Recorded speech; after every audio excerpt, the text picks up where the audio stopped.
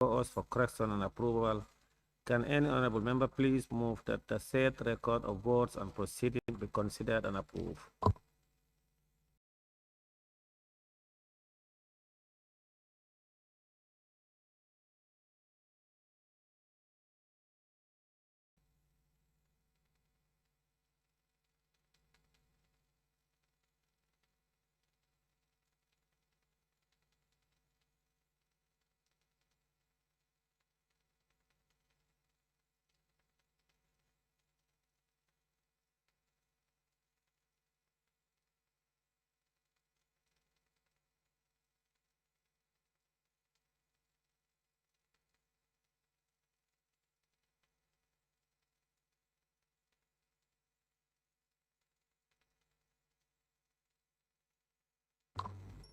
Parliamentary member for Parliamentary.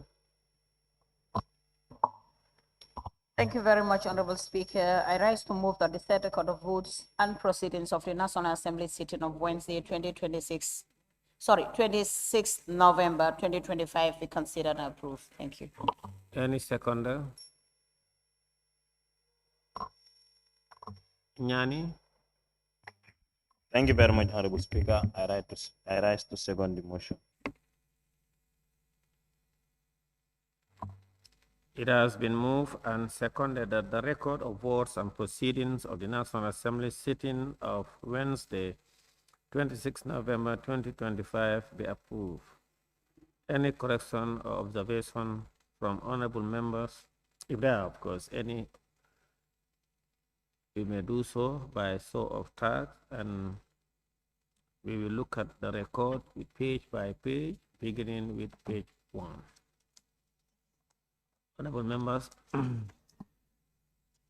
now go to page 1. Member for Woolley is just a typo in front page, the spelling of Wednesday. Can you look at it? Wednesday. Wednesday, the S should go out. Yes, that's the cover page. Honorable members, let's go to page 1.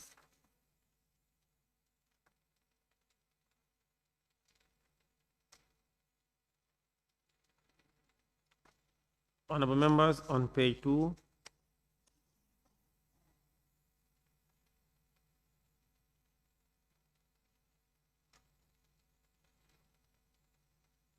Page 3. Member for Woolley is? Typo there. Correction on the 1. Which page? Page 3. You said page 3. Yes.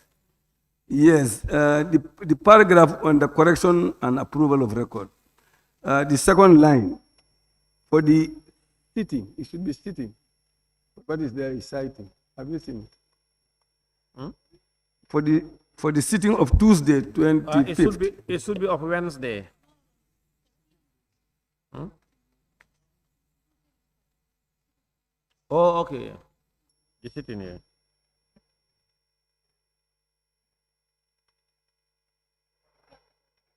Member for Kiang West?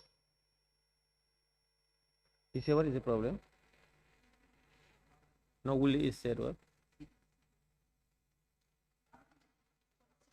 It should be how much? That's how it should be. So now what is there? No, mine 2 teeth are here. Mine I have 2 teeth. Dubi, National Assembly sitting. This one, come and see. Mine I have 2 teeth. Or is the the body? Okay. Yes. Any order? Jara West. Just after, on page 1, after prayers, number 2. Page 1, number 2. Correction and approval of, I think between off and record, there should be D, article D.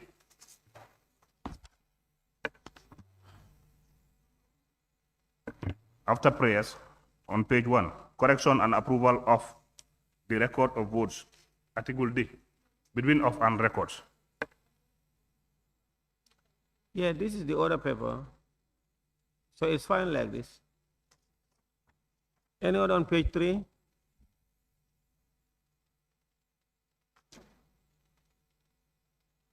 Can we move to page 4?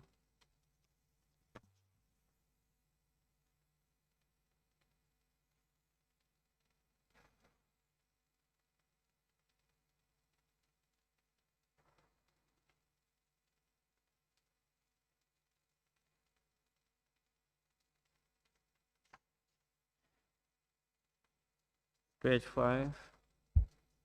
Yes, member Foley is. Page 5, correction number 340, 2025. The second line after Banjul North, comma, was asked, not supposed to be there. It's already mentioned in the first line. Where? Which number? 340, question number 340. He said, let me read. By Honorable Member of Banjul Central was asked on his behalf by the Honorable Member of Banjul North and answered. Oh, yeah, the order was asked. It's a repetition. Okay, honorable members, are you following? There is another repetition of was asked.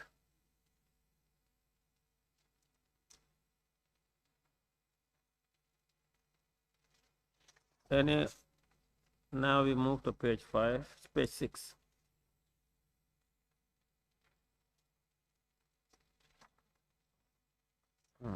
Honorable members, it has been moved and seconded that the record of votes and proceedings of the National Assembly sitting of Wednesday, 26 November 2025 be approved with amendments. Those in favor, please say aye. Those in favor, please say aye. Those not in favor, please say no. The ayes have it. Thank you, clerk. We may proceed. Thank you. Laying of papers and reports.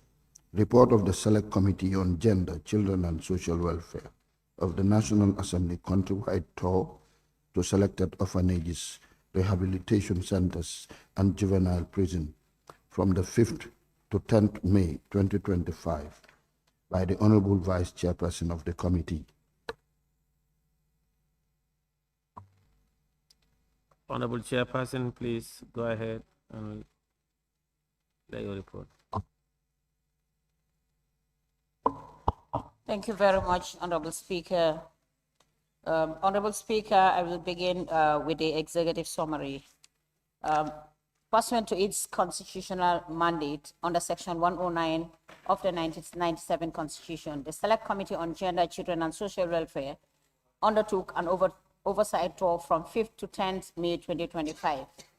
The mission aimed to gain first-hand insight into the conditions and challenges faced by vulnerable groups, including orphan children, persons with disabilities, and individuals with special needs in selected institutions across the country.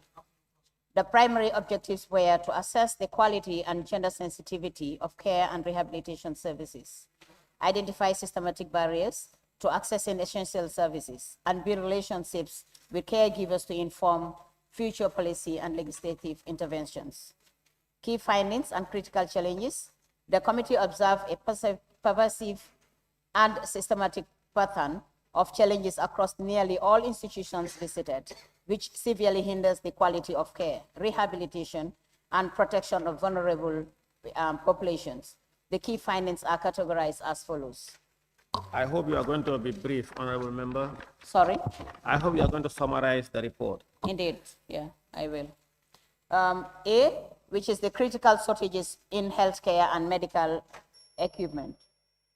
Neonatal unit, which is the EFSPH, a severe shortage of incubators and radiant warmers, forced up to 4 babies to share a single unit, comprising neonatal care and contributing to a high mortality rate.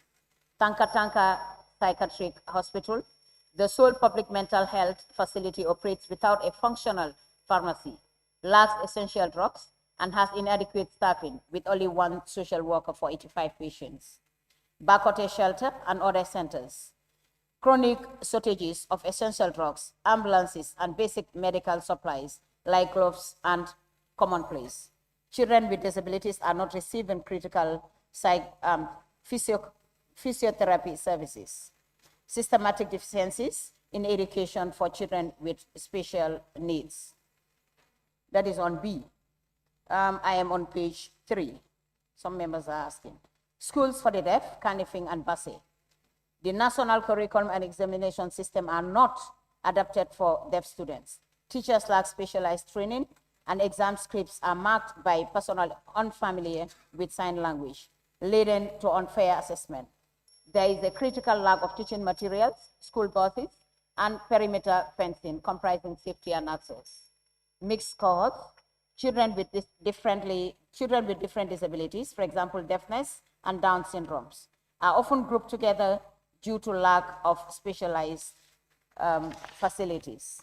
On C, severe infrastructure resource and security deficits.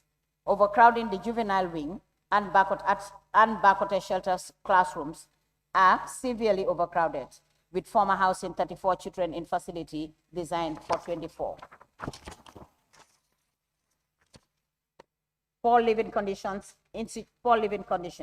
Institution reported worn out mattresses, broken sanitation facilities, a lack of water supply, and in alarming case, 2 female convicts with their babies sharing a single bed.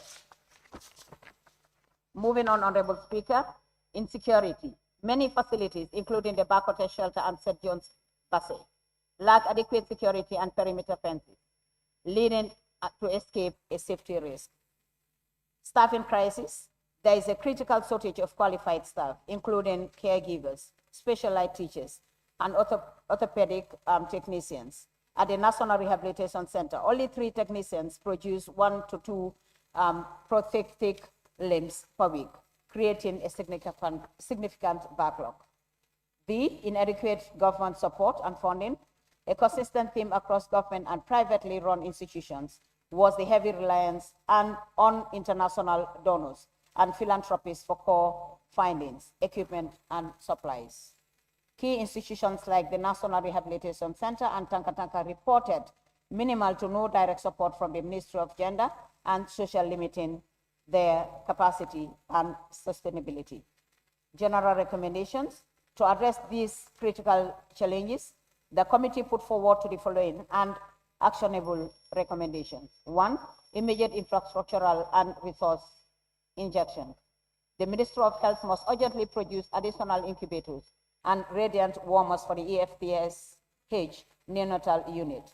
The Ministry of Gender, in collaboration with the Ministry of Health, must ensure a consistent supply of essential drugs, medical equipment, and ambulances to all centers. All facilities must be provided with adequate furniture, beds, mattresses, and teaching aids. Urgent repairs to damaged buildings, for example, Tanka, Bakote Shelter Clinic, and the construction of perimeter fences must be prioritized.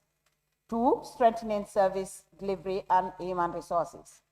Develop and implement a tailored curriculum and assessment system for students with disabilities, particularly for the deaf. Expand specialized training for orthopedic technicians, special needs teachers, and mental health professionals. Recruit additional caregivers and support staff to improve care ratios, especially in shelters and orphanages. Resume and fund essential services like physiotherapy for children with disabilities. 3, enhancing policy, funding, and interministerial collaboration. Increase direct government funding to social welfare institutions to ensure sustainability and reduce donor dependency. Foster stronger collaboration between the Ministry of Gender, Children, and Social Welfare and the Ministry of Health and Education to create a cohesive support system. Expedite court processes for juveniles and ensure the separation of remanded and convicted children. Launch public awareness campaigns to combat discriminations and stigmatization of persons with disabilities. In conclusion to that, the findings of this oversight tour revealed a sector in crisis, characterized by systematic neglect and chronic underfunding. The commitment of the government of the Gambia is paramount to addressing these deficiencies without immediate, coordinated, and sustainable investment in infrastructure, human resources, and policy reform. The rights, welfare, and further potential of the country's most vulnerable citizens will continue to be compromised. The committee urges the National Assembly and the executive to treat these recommendations with the utmost urgency they demand. Honorable Speaker, before moving further, please allow me to do the acknowledgement. The honorable members of the Select Committee on Gender, Children, and Social Welfare wish to express their heartfelt appreciation to all those who contributed to the success of the recent oversight visit. The committee is deeply grateful for the warm reception and unwavering cooperation extended throughout the exercise. The committee also thanked the Minister of Gender, Children, and Social Welfare and the various officials who engaged actively and provided invaluable insights and support. Their openness and professionalism greatly enriched the committee's understanding of the challenges and opportunities within their mandate. The committee also extended sincere gratitude to the Office of the Clerk of the National Assembly and the entire support staff for their excellent logistical coordination and dedicated services, which were instrumental in facilitating the smooth conduct of the visit. The committee acknowledged the commitment and dedication of all parties involved. The information and experience gathered will serve as a vital foundation for developing informed and actionable recommendations for solving. Honorable Speaker, the introduction I will leave for members to go through, and I'll go straight to the objectives. Assess the care and rehabilitation services for orphan children and people with disabilities, ensuring they are gender sensitive. Identifying challenges these groups face in assessing education, healthcare, and social services. Raise awareness of gender equality issues within special needs and disability contexts. Build relationships with caregivers and institutions for better inclusion and collaboration. Review and recommend improvements of existing gender-sensitive policies and programs. The methodology that we used: open discussion and observations, site visits and inspections, photography, questions and answer session. Honorable Speaker, I'll move straight to some of the findings that the committee had conducted. Neonatal unit at EF on page 9 on EFSTH. The neonatal unit has 15 incubators in total, 1 radiant warmer. The committee found 2 babies sharing 1 incubator. This is not desired according to the matron, who informed the committee that a peak season, it can be up to 4 babies sharing the incubator. The only radiant warmer can also be used by 4 babies at a time. It's more babies waiting there turned for a time before they can have access to the only radiant warmer available at the facility. The mortality rate is still high. However, during the discussion with the nurses at the intensive care unit, the committee was informed that the high rate is because babies are transferred from other facilities after referral, and most times they are referred late and at a very critical conditions. All that they could do at this point would be to stabilize the babies and nothing else. Another important discussion was regarding the lack of sufficient equipment. It was mentioned by the nurse in charge that during the peak season, mothers in this intensive care unit are obliged to hold their babies on their laps for warmth while they wait for machine availability. The committee was also informed of the inadequate phototherapy and incubators in the unit. The National Rehabilitation Center, of course, Honorable Speaker, just to summarize, I will leave members to go through that. Then I'll move straight to St. John's Hospital, St. John's for the Deaf. The principal of the school informed the committee that the school is currently working with the various policies that focus on protecting children, particularly in education and community settings. The mandate of the institution includes everything concerning the welfare and development of the child, both physical and academic, to include education policies, child protection policies, and importantly, disability policies, especially as they are a special needs school.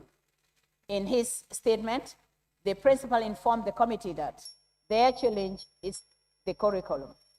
This is not tailored to the needs of the children with disabilities. Instead, the students are compelled to follow the mainstream curriculum to take the same national exams as students with no specific need, with only minimal accommodations, such as extra time of 30 minutes, which is truly not enough. The learning pace of the students differs significantly, and they request emphasis on step-by-step learning to avoid leaving any child behind. Another very important challenge is the lack of specialized teacher training. The teacher training institutions only offer theoretical models of special needs education, and there are no formal programs in sign language. As a result, they take it up at the school level to train their teachers in sign language every Friday, which is essential for communication with the students. He stresses that during national exams, the script of their students who use a different structure influenced by sign language and are marked by people who are unfamiliar with sign language, which he thinks is an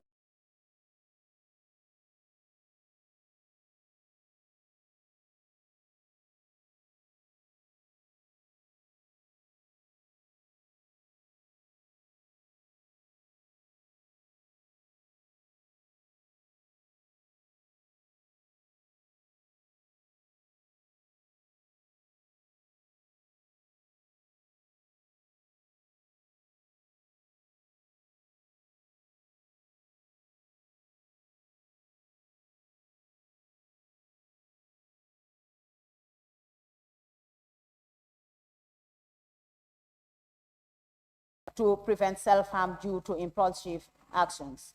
Regarding progression of tertiary education, only a few manage to get through the college or university, where they face additional barriers such as lack of interpreters and adapted teaching methods. As a result, many students struggle or are left behind due to the systematic lack of support. Honorable Speaker, the challenges of that particular section. I'll go through that. Lack of separate curriculum for their students. 2, lack of specialized teacher training. 3, exam scripts are marked using the same scheme as for the other children, without involvement of trained professionals familiar with the students' unique needs. Students take oral exams but lack understanding of how these exams are assessed. The school's ear clinic lacks proper equipment and essential drugs. The students face transportation challenges. And last but not the least, there are inadequate teaching and learning materials in the skill center. Honorable Speaker, the juvenile, I'll also leave members to go through that. And of course, with their challenges on page 12. Are you summarizing or what? Yes, I am, Honorable Speaker. Honorable Speaker, at the Bakote Center, shelter, the shelter is the only government facility dedicated to the care and protection of vulnerable children and elderly persons.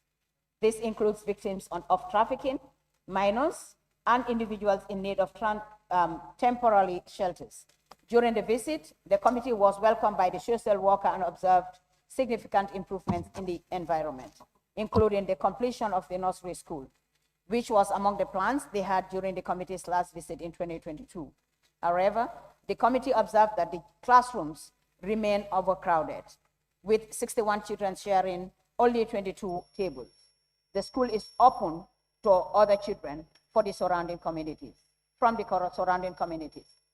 The shelter currently houses only one elderly person with disabilities who has lived there for over three years, while he receives daily meals. The committee found his mattresses and bed sheets to be in poor condition and recommended their immediate replacement. The committee also noted concerning conditions where 2 female convicts with their babies share a single bed. resulting in 4 people in a bed. The shelter cares for 23 babies, most of whom are abandoned, including an 8-year-old child with disability. In the temporary housing unit, there are 3 individuals, 2 of whom have babies. The clinic faces some challenges, including drug shortage, the absence of an ambulance, lack of gloves, and protective personal equipment. The ministry is their main supplier of supplements, but occasionally they receive donations from individuals. Children with disabilities at the shelter are not receiving physiotherapy, which is critical to their rehabilitation. Security issues were also raised, with reports of children escaping due to inadequate security measures. And of course, the challenges attached to that. 1, inadequate essential drugs, lack of ambulance, lack of gloves, inadequate security, lack of petty cash, and 6, the shelter is severely understaffed, with 1 caregiver tending to multiple babies, affecting the quality of care. And 7, the clinic lacks water supply, has poor sanitation, and broken doors without locks. And 8, there are occasional food shortages, sometimes requiring staff to cover costs personally. 9, a child with disability has no wheelchair, limiting her mobility.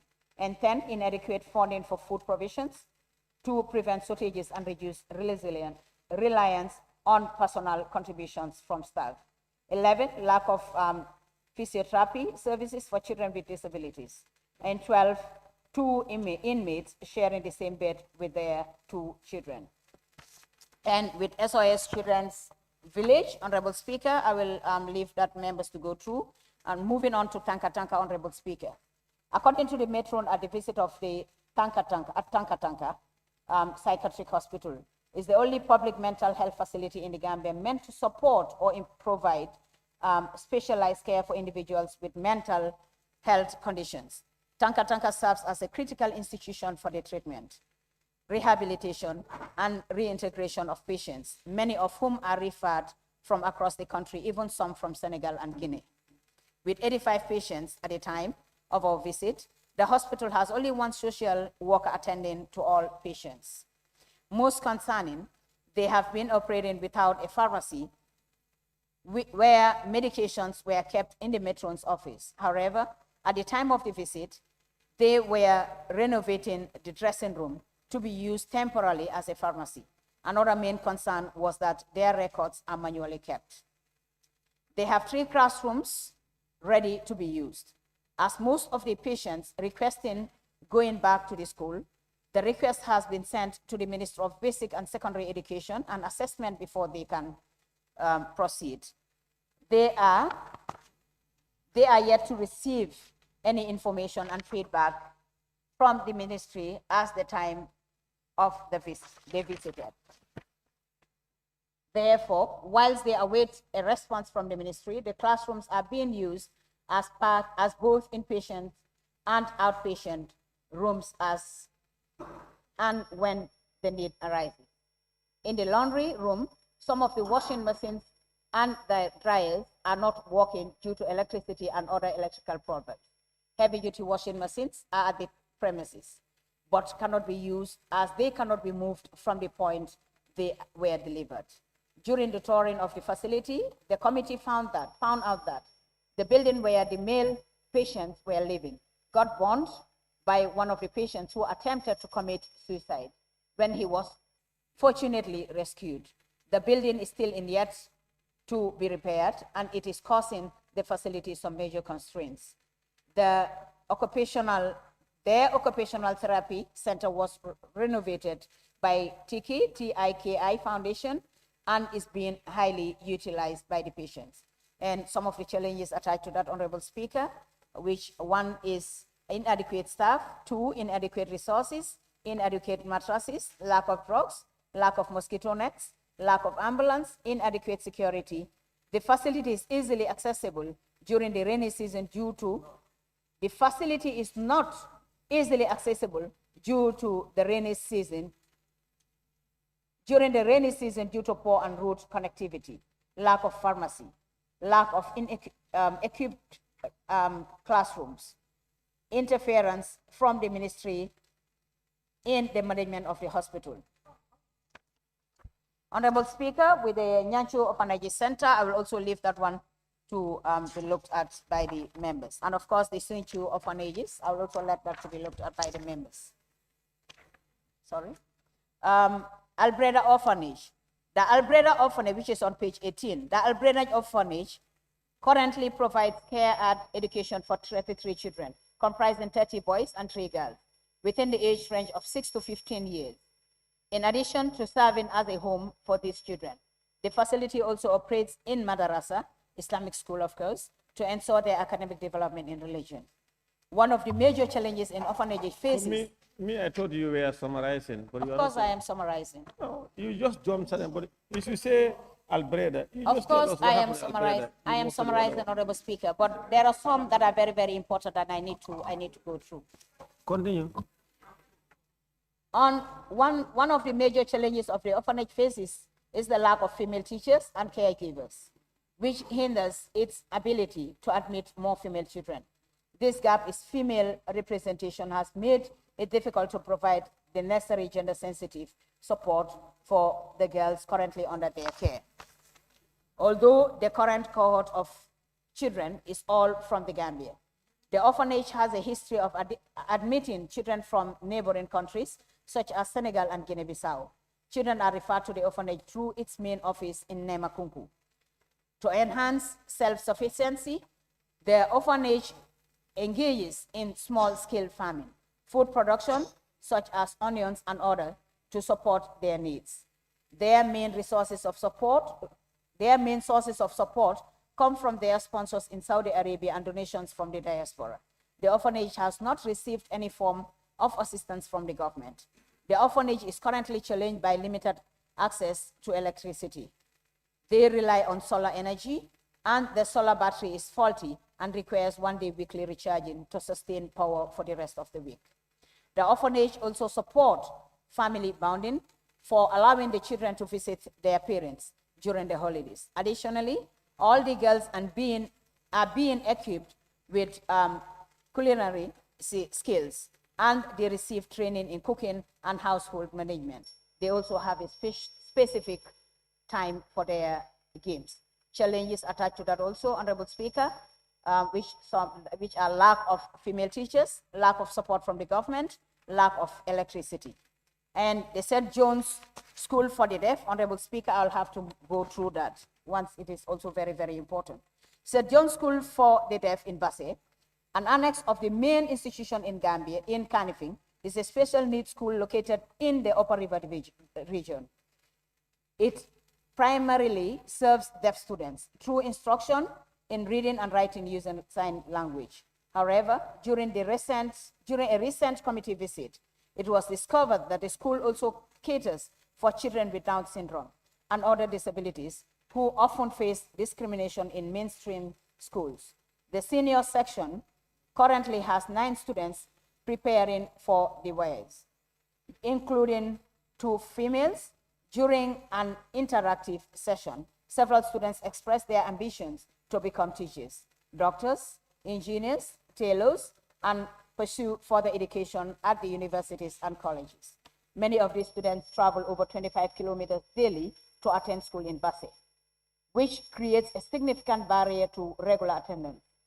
To help address this, the principal and vice principal have chosen to accommodate some students within the school premises. Other commute using bicycles or pay for transportation. The school do receive some external support, but electricity remains a major challenge for their institution, as it often struggles to purchase cash power. The only government support received is through the School Improvement Grant, that is the SIG, which is mainly allocated for junior schools. Due to the limited number of students in this category, their allocation is very limited. Therefore, most the school finance and material support comes from their diaspora and other external donors. The school feeding program supported by the World Food Program is also insufficient to meet the needs of all students. As a result, to bring the gap, the principal and staff contributed personally to purchase rice and other food items to ensure all the children are fed. In terms of learning resources and other equipment, MRC Holland Foundation donated 21 computers, and the committee was informed that the First Lady, through her foundation, also donated sewing machines. Only 10 of the 21 computers are currently functional, and out of these, only 5 are used regularly due to power voltage constraints. A television is also utilized as a learning aid for sign language. With all these facilities, the school still faces significant challenges. The main challenge is the lack of a perimeter fence. This exposes the school and its facility. Inadequate electricity supply is also another major challenge, together with the lack of a school bus for students' transportation.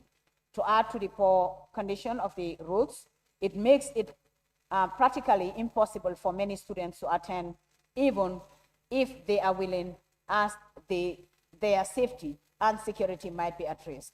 And also the challenges attached to that is: 1, the school is not fully fenced; 2, inadequate electricity; no school bus for the students; bad road accessibility; many dropouts due to the inadequate support, as most of them are from underprivileged backgrounds. As the only school in CRR, not all children can attend due to the distance and inadequate funding. 7, there is no dormitory. 8, some of the classrooms they are using were built for skill practical, and there are no materials. There is little or no support from the government. Most support comes from outsiders and philanthropists. Children with Down syndromes are mixed with the deaf because there is no school for children with syndrome in URR. The children faces discrimination by the society and facilities as a result. They sometimes overstay in school. Honorable, please Honorable summarize. Speaker, moving on, I will leave SOS Annex in Passé. No, it's not And about. also move on straight to the general recommendations, Honorable Speaker. Why would you want me to skip everything? No, Honorable it's not. Speaker. I didn't tell you to skip. I am said- summarizing. Are you not no, satisfied you are not with that? summarizing. You are skipping certain things and reading. Summarizing. Honorable Speaker, is to I've say- skipped a lot already. No, when I'm meaning I am speaking, summarizing. when I'm speaking, you allow me to speak Of first. course I am. Order, honorable members. When you are summarizing, is to say you can even mention all the schools that you visited. But when you skip, for instance, you skip Basse. You say, let me go to St. John's. You read everything about St. John. That's not summarizing. Say we visited Basse, we visited St. John, we visited the School of Deaf, we visited Sanamentring, we visited Kebalang, we visited Maimuna, and then you know. Are you done? Yeah, Honorable Speaker, these are some of the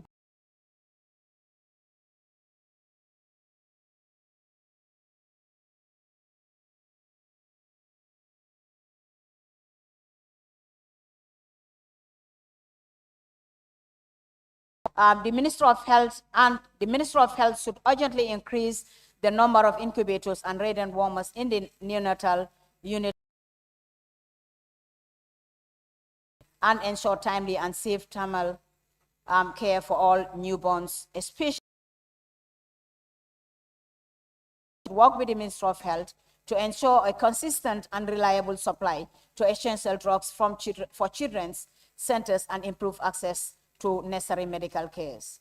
3, secure consistent government funding and foster partnerships with philanthropists to address resources, shortages, and infrastructure needs. 4, expand human resources and provide specialized training for staff managing complex medical cares and children with special needs. 5, ensure a consistent supply of wheelchairs, essential drugs, teaching aids, and medical equipment across all centers. Moving on with the challenges, Honorable Speaker, the general recommendations. 6, provide dedicated vehicle for staff with disabilities, ambulance for emergencies, and improve road access and school transport services. 6, create tailored curriculum and evaluation methods for students with disabilities to improve educational outcomes. 7, complete fencing, repair damaged buildings, improve sanitation, and address overcrowding to provide safe and accessible environments. 8, facilitate family visitation programs and conduct community awareness to combat discrimination against children with disabilities. 9, increase classrooms, furniture to address overcrowding to improve learning environment. 10, worn out mattresses and bed sheets, especially for the elderly and long-term residents at the shelters, should be replaced frequently. 11, provide additional beds for the mothers and babies to avoid bed sharing and enhance comfort at the shelters. 12, improve medical supplies and ensure availability of an ambulance for emergency cases in all the children's centers. 13, resume physiotherapy sessions for disabled children with disability to support their health and development. 14, strengthen security measures to prevent escapes and ensure resident safety. 15, enhance government support to maintain and improve living conditions and essential services at the centers. 16, recruit additional caregivers and support staff to ensure adequate care, especially in high-need areas like the nursery and baby care units. And 17, last but not the least, restore water supply to the clinic and repair or replace toilets to ensure all doors have functioning locks to enhance hygiene, safety, and privacy. In conclusion, Honorable Speaker, the committee's assessment highlighted that the commitment of the government is of utmost importance for the benefit of the children and those in care. In addition, staff and management commitment is also a key factor for the development and improvement of the social welfare institutions in the Gambia. There are evidently persistent challenges such as shortages in equipment, specialized staff, and most importantly, inadequate funding from the government. This, together with overcrowding, poor infrastructure, and limited resources, continues to hinder service delivery to improve outcomes for the vulnerable population. The committee recommends for increased government direct investment, enhanced staff training, and stronger partnerships with development agencies. Implementing the committee's recommendations is crucial to ensuring quality and equitable care and protecting the rights and welfare of all vulnerable individuals in the country. There must be transparency in how much is invested in the care of the most vulnerable and how this investment is utilized to enhance the lives of those in need, especially children in care. The Ministry of Health and that of Gender, Children and Social Welfare must work together to ensure advance of those with special needs. Note, the committee visited 2 private centers, one in Sukota for children with disabilities and an orphanage in Farafenni. But the committee was denied access because the ministry had not informed the centers about the committee's visit. The rest, Honorable Speaker, I will leave those with members to go through. On that note, I beg to take my seat. Thank you. Honorable members, she spent about 40 minutes. You have 21 minutes out of the 1 hour. Member for, yes? Uli is. Member for Uli is. Any seconder rather? Uli is.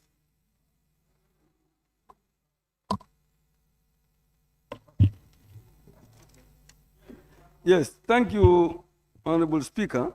Maybe honorable members, maybe you have to give each 2 minutes I would have because they have about 21 minutes. wanted somebody to. Are you listening? Technicians, are you hearing me? Maybe you give them each 2 minutes. 3 minutes. I have a lot on my list, so give them 2 minutes each. They have 20. You have only 20 minutes more. So the number of people I have.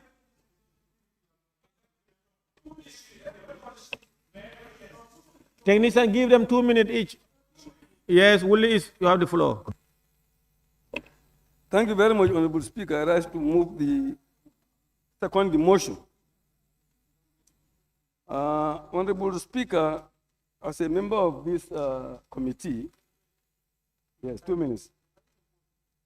I would just want to add my voice to the committee's recommendation that at the neonatal unit, serious efforts should be done to ensure that incubators are available. This is not the first time we have been discussing this matter.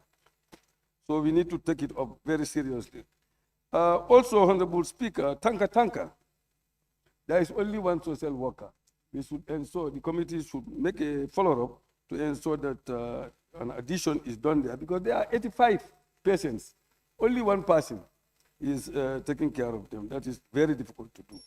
Also, I believe there should be a study of how to build an institution like Tanka to ensure that fire and other dangerous things that are happening there should be avoided. That would be very good, because people don't have confidence to take their patients to Tanka because of those issues. Honorable Speaker, also the issue of Down syndrome. These people are all over the country. Children are all over the country with Down syndrome, but they don't have a school. They have no way of being taken care of. We need to really take that up specially, just a special study to ensure that we have a school for the Down syndrome. And that school should be,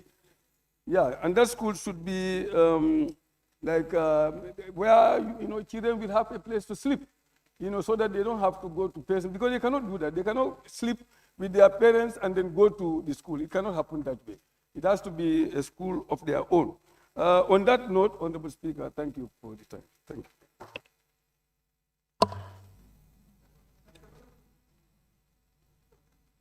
No, have you said? Okay.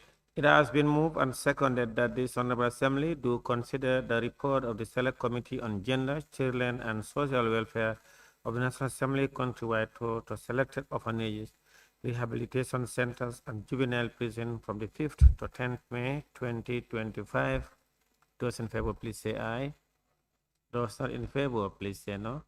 The ayes have it. Honorable members, as I said, now we have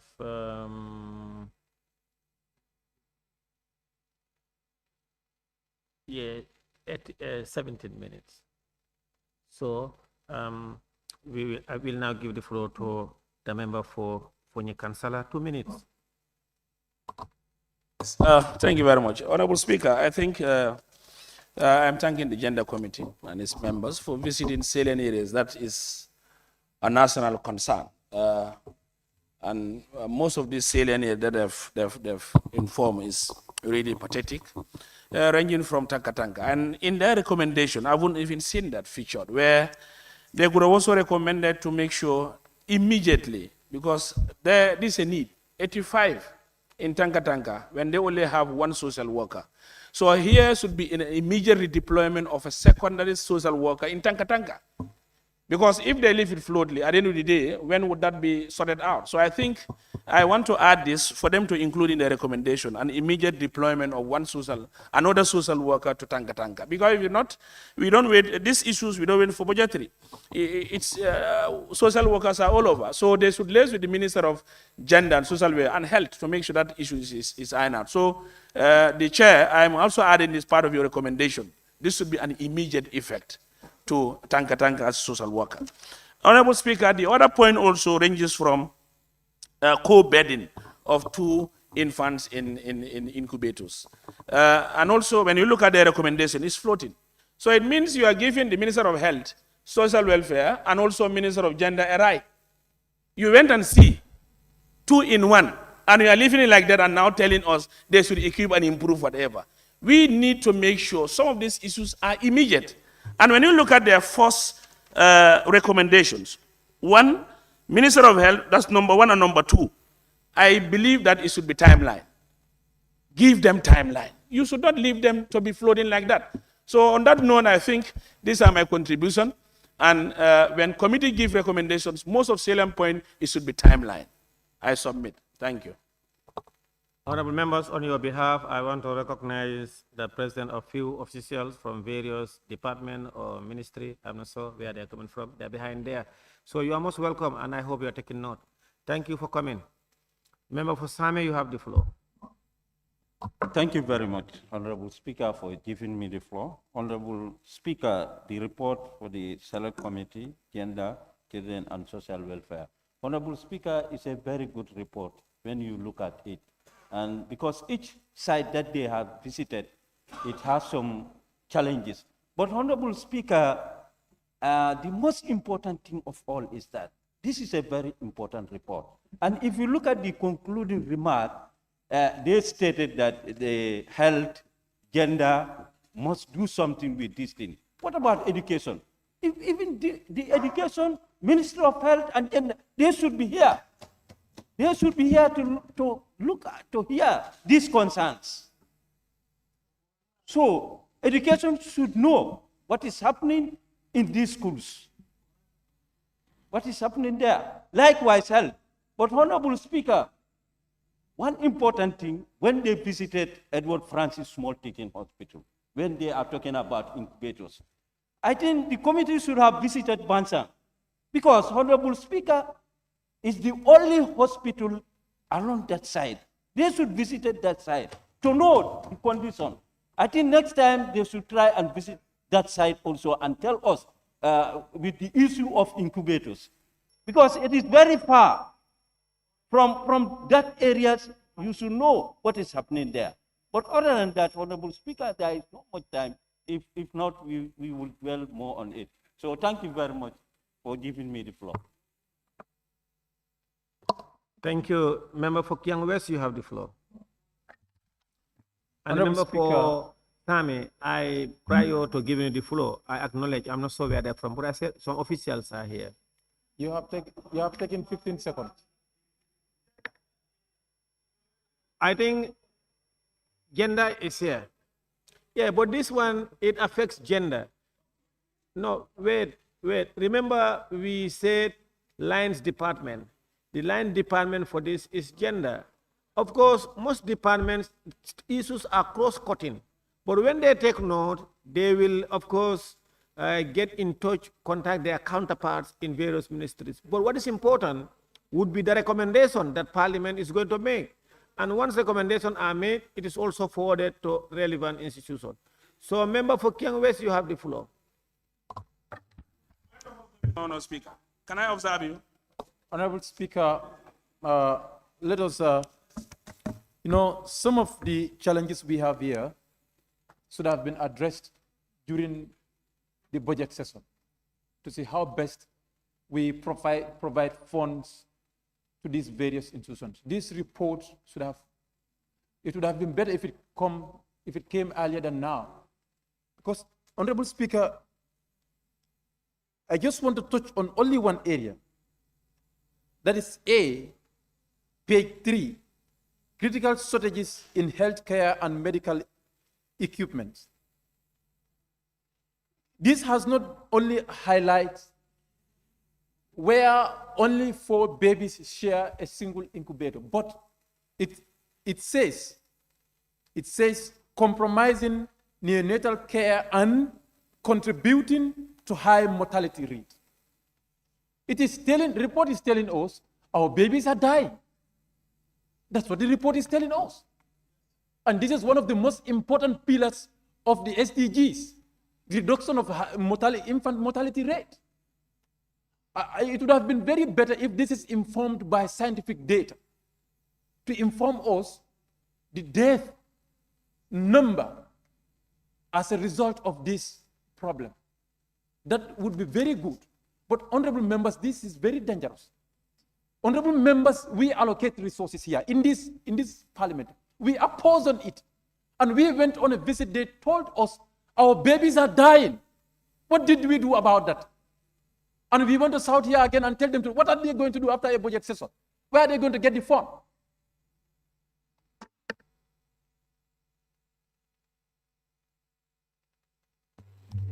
Member for Fonyi Brefet, you have the floor.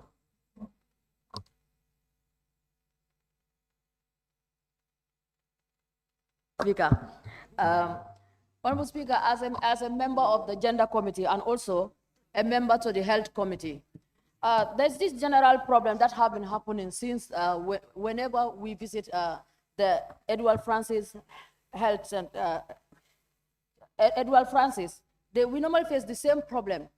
Radio warmer is a problem, incubator is a problem. From the health committee, whenever we lay our report here, we normally talk about that. Since last year before last, gender committee faced the same problem. Yet still, the Ministry of Health could not settle that problem. And we always approve a very huge amount of budget for the Ministry of Health. This problem have been happening. You cannot take our 2 children, the same radio warmer, the same incubator, since many years up to now. And we always talk about only Edward Francis. But who knows what is happening at Biam? Who knows what is happening at other health centers? This is a problem that we definitely need to settle this problem. And also the mover of the motion, thank you so much, our able vice chair. You jumped at the juveniles. Juveniles are facing problem, Honorable Speaker.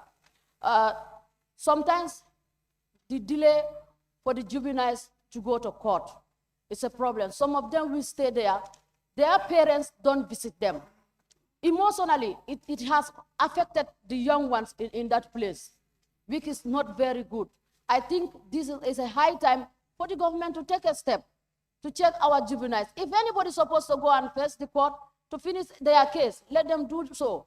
And some of them are overcrowded. They are at the same place. In a classroom where they're supposed to have only 25, they have almost 30-something. It's a problem that one, as a Gambian, we need to settle. Honorable Speaker. Member for Pakal Upper Salum, you have the floor. Thank you, Honorable Speaker. I'm also part of the committee, and I want to thank the Vice Chair. Honorable Speaker, I think it's very evident that we have an issue. We have an issue with our vulnerable population, and I think we need to work together to correct such. But again, the Minister of Gender cannot do it alone because they need to collaborate with other ministries. And to do that, we've highlighted this before. You know, it's not about giving money to a ministry to do A, B, C, and D. No. They must come with a strategic plan. They must come with something tangible that tells us this is what they want to do over a period of time. Parliament is not in the business of just taking 5 million or 10 million and just give to the ministry to do what they want to do. It doesn't work that way. Tell us in very clear terms, what are the plans you want to do for the juvenile? What do you want to do for the people at Tanka Tanka? What do you want to do? And comprehensively, Parliament can work one another, support, and to be able to do that. We must be the realities. If you tell me the number of incubators at the RVH 15, fine. But look at what the report is telling you also at the bottom. The mortality rate is high. However, during the discussion with the nurses at the intensive care unit, the committee was informed that the high rate is because babies are transferred from other facilities after referral, and most times they are referred very late. What's happening there? That means those people coming from the private sector, they are not doing the right thing in some kind of way. But who is supposed to check on them? It is the government that's supposed to check on those people. So if you hold somebody until it's very too late, then you want to take it to RVH or you want to take it to Bansak, and you expect them to do miracles, it's not going to work. If you are not capable, please allow the right institutions to take care of those children. But above all, Honorable Speaker, I think I would propose this. We need to work with the Minister of Gender.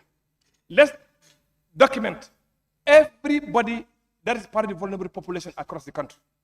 Let's have a database. We have vulnerable people across the country. People living with disability across, all over.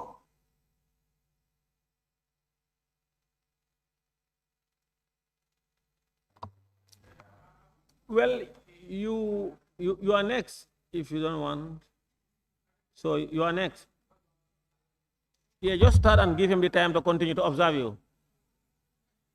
Yeah, when you start, tell him to observe you. Banjul Note, you have the floor. Thank you very much, Honorable Speaker, for giving me the floor. I will just malign on what the member from Upper Salum has said, but first to acknowledge and also to commend the mover of this motion and the entire team. Honorable Speaker, members have highlighted very serious issues as far as this report is concerned. And like the member who is my neighbor here, the member for Kiang West, said something very important about the first part of the report, that is critical shortages in healthcare and medical equipment. Because these are very important things. Indeed, in this country, we have social problems. And in order to solve them, we must put the proper mechanisms in place. And it's not always about putting a lot of resources on this, but how to come up with better strategies to avoid the reoccurrence of what was happening before. Because if you look at this, 2 years ago, I stood here and I cried when I saw the report laid by the Gender Committee on the same issue that has to do with the lack of incubators in our hospital. And some people out there were insulting me, not understanding what I was feeling that very moment. But now it is still happening again. And what can we do is not about providing the results, but what mechanisms do we have to put in place to make sure that we resolve this problem? Honorable Speaker, the issue of Tanka is something that we are all joking with, but one way or the other, and God forbid, we might see ourselves there. Let us try by all means to change that place. Let's improve Tanka. Tanka deserve better. And also when it comes to children that are suffering from Down syndrome, these are also another sector that we are not taking care of. But we are all human beings and we are parents. And be careful. Honorable members, we now have only 4 minutes, so I will call the mover of the motion to make best use of the 4 minutes only. Technician, please give her 4 minutes. Speaker, my tap was raised before all this period. Why you didn't call me? You have only 4 minutes. I gave you the floor. You are sitting down. And I'm calling your attention to my end too. Speaker. Thank you very much, Honorable Speaker. Speaker. Thank you very much, Honorable members. Darling, sit down. Let me address the Speaker. Speaker. Darling, sit down.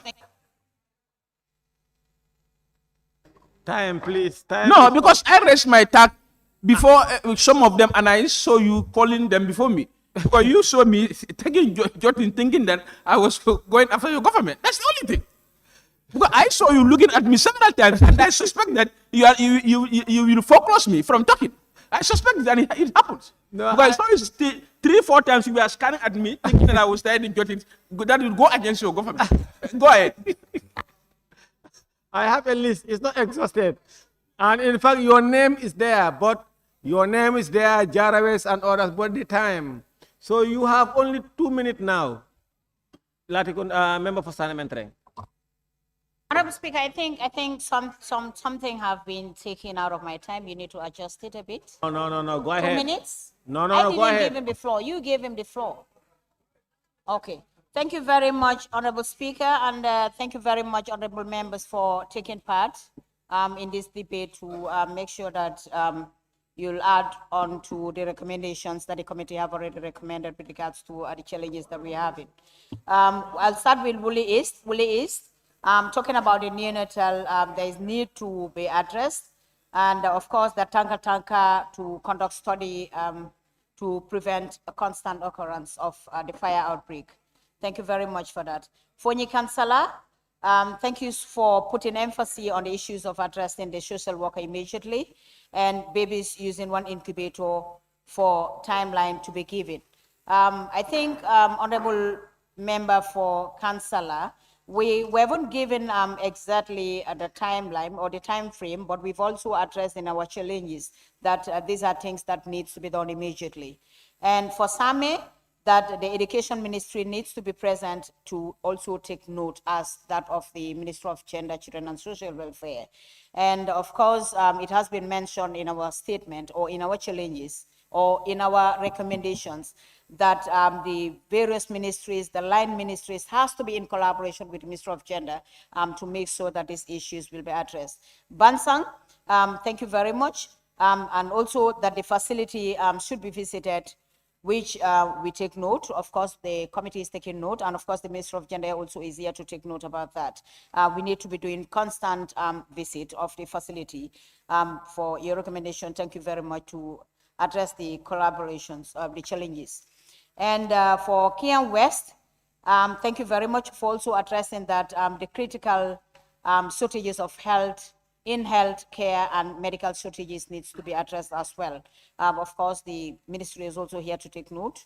And thank you very much for realizing that these challenges is informing the maternal mortality. Thank you very much for that.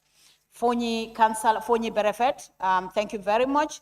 The Radio Warmer budget being approved every budget session, but the implementation is always the challenge. So that we will have to work on that as a parliament. Of course, we will recommend the budgets. We will approve the budgets, but implementation is always the challenge. So next budget session, I think the line committee have to look into that and then address that situation to make sure that this bad situation will be addressed. And of course, the juvenile as well. Yes, thank you very much for adding on our recommendations or the challenges that we've also lined out with regards to a juvenile. And of course, something that you also add is very, very important, that the education sector and of course the food delays, for the juvenile members to be receiving on time. And on private sectors, also health needs to be monitored. So we thank each and every one. The database needs to be collected, and people will live living with disabilities. So on that note, I thank each and every member for contributing to this report. Thank you so much. Thank you, Honorable Speaker. I beg to take my seat. Thank you. Be it resolved that this Honorable Assembly do adopt the report of the Select Committee on Gender, Children, and Social Welfare of the National Assembly, countrywide to the selected orphanage rehabilitation centers and juvenile prison from the 5th to the 10th May 2025. Those in favor, please say aye. Those not in favor, please say no. The ayes have it. Thank you very much. Clerk, we may proceed. Yes. Yes, sorry for this observation. You see, Honorable Speaker, there is a subtle practice here that we cannot continue. When these committee reports are printed and given to every individual member, we still allow the committee members to go through the report page by page, waste time, and when members want to contribute, time is finished. I think when these reports are given to members, let the committee chairperson go straight to the conclusions. Because otherwise, they will talk for 45 minutes, 15 minutes, we cannot debate. It's not fair. So let the committee chairperson go straight to conclusions so that members can have opportunity to intervene.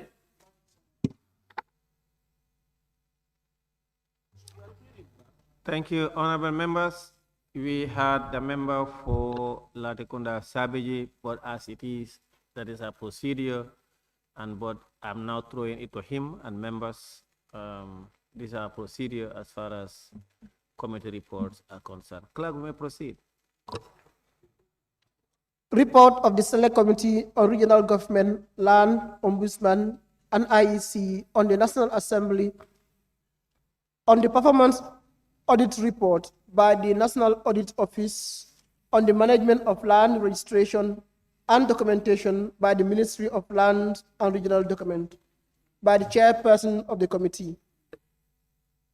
Mr. Chairperson, please go ahead and lay your report. Thank you very much, Honorable Speaker, for the opportunity. Honorable Speaker,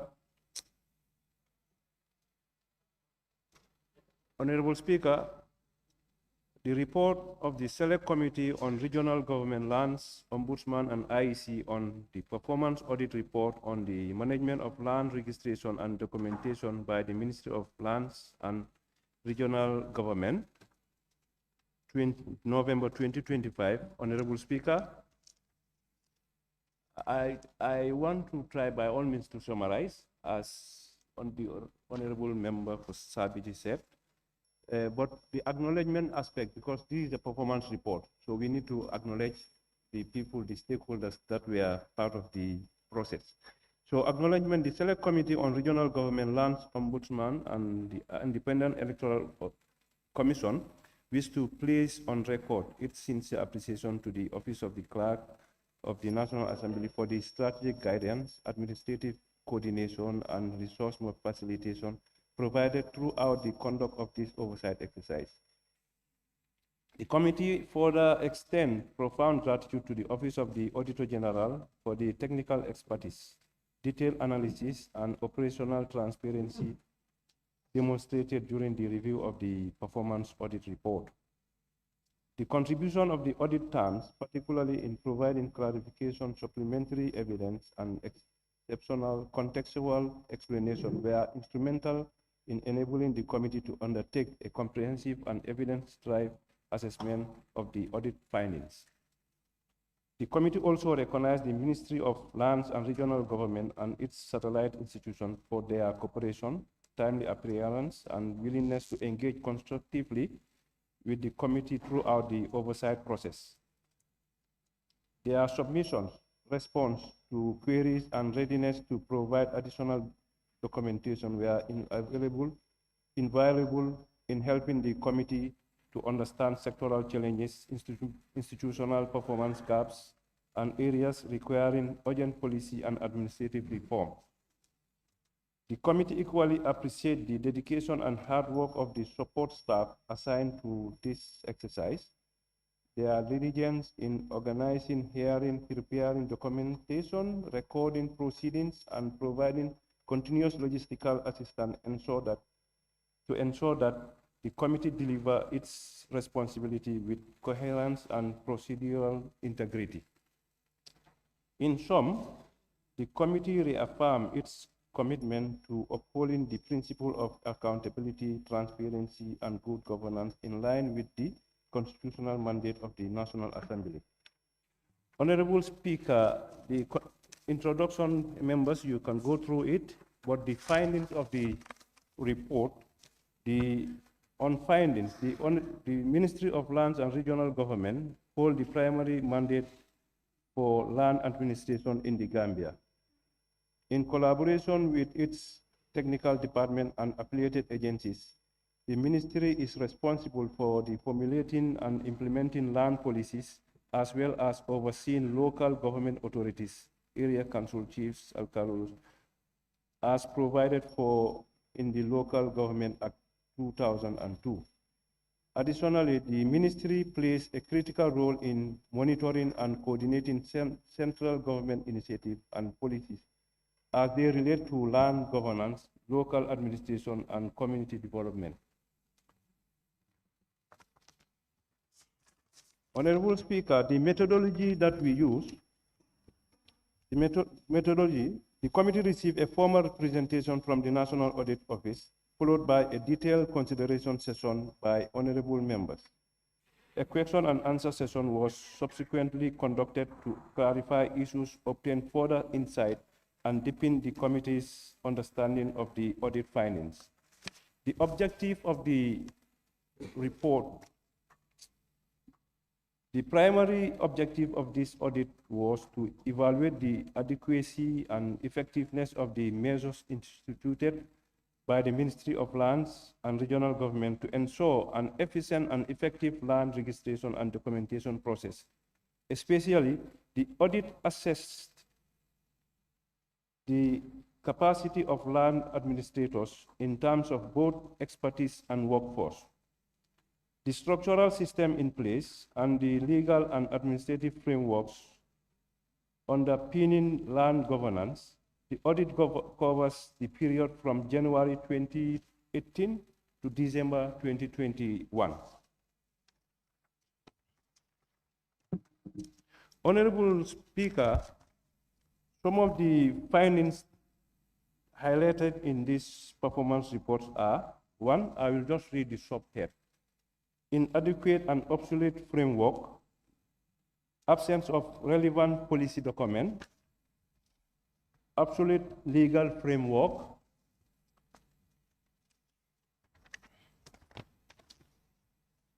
two, capacity-related issues. The ministry lack of required expertise, inadequate workforce capacity, long bureaucracy channel of the land registration and documentation process, external bureaucracies and internal bureaucracy, paper-based application process, management of land registration files, lack of digitalized information system for land administration, lack of required logistics,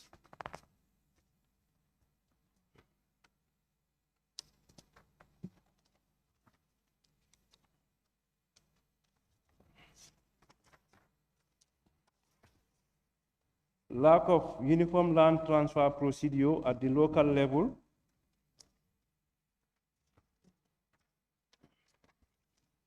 Honorable Speaker, in conclusion, the performance audit underscores systematic long-standing weakness within the national land administration architecture, driven principally by an outdated legal framework, the absence of the national land policy, inadequate staffing, and persistent capacity gaps. Insufficient logistical support and the continued reliance on manual and fragment process.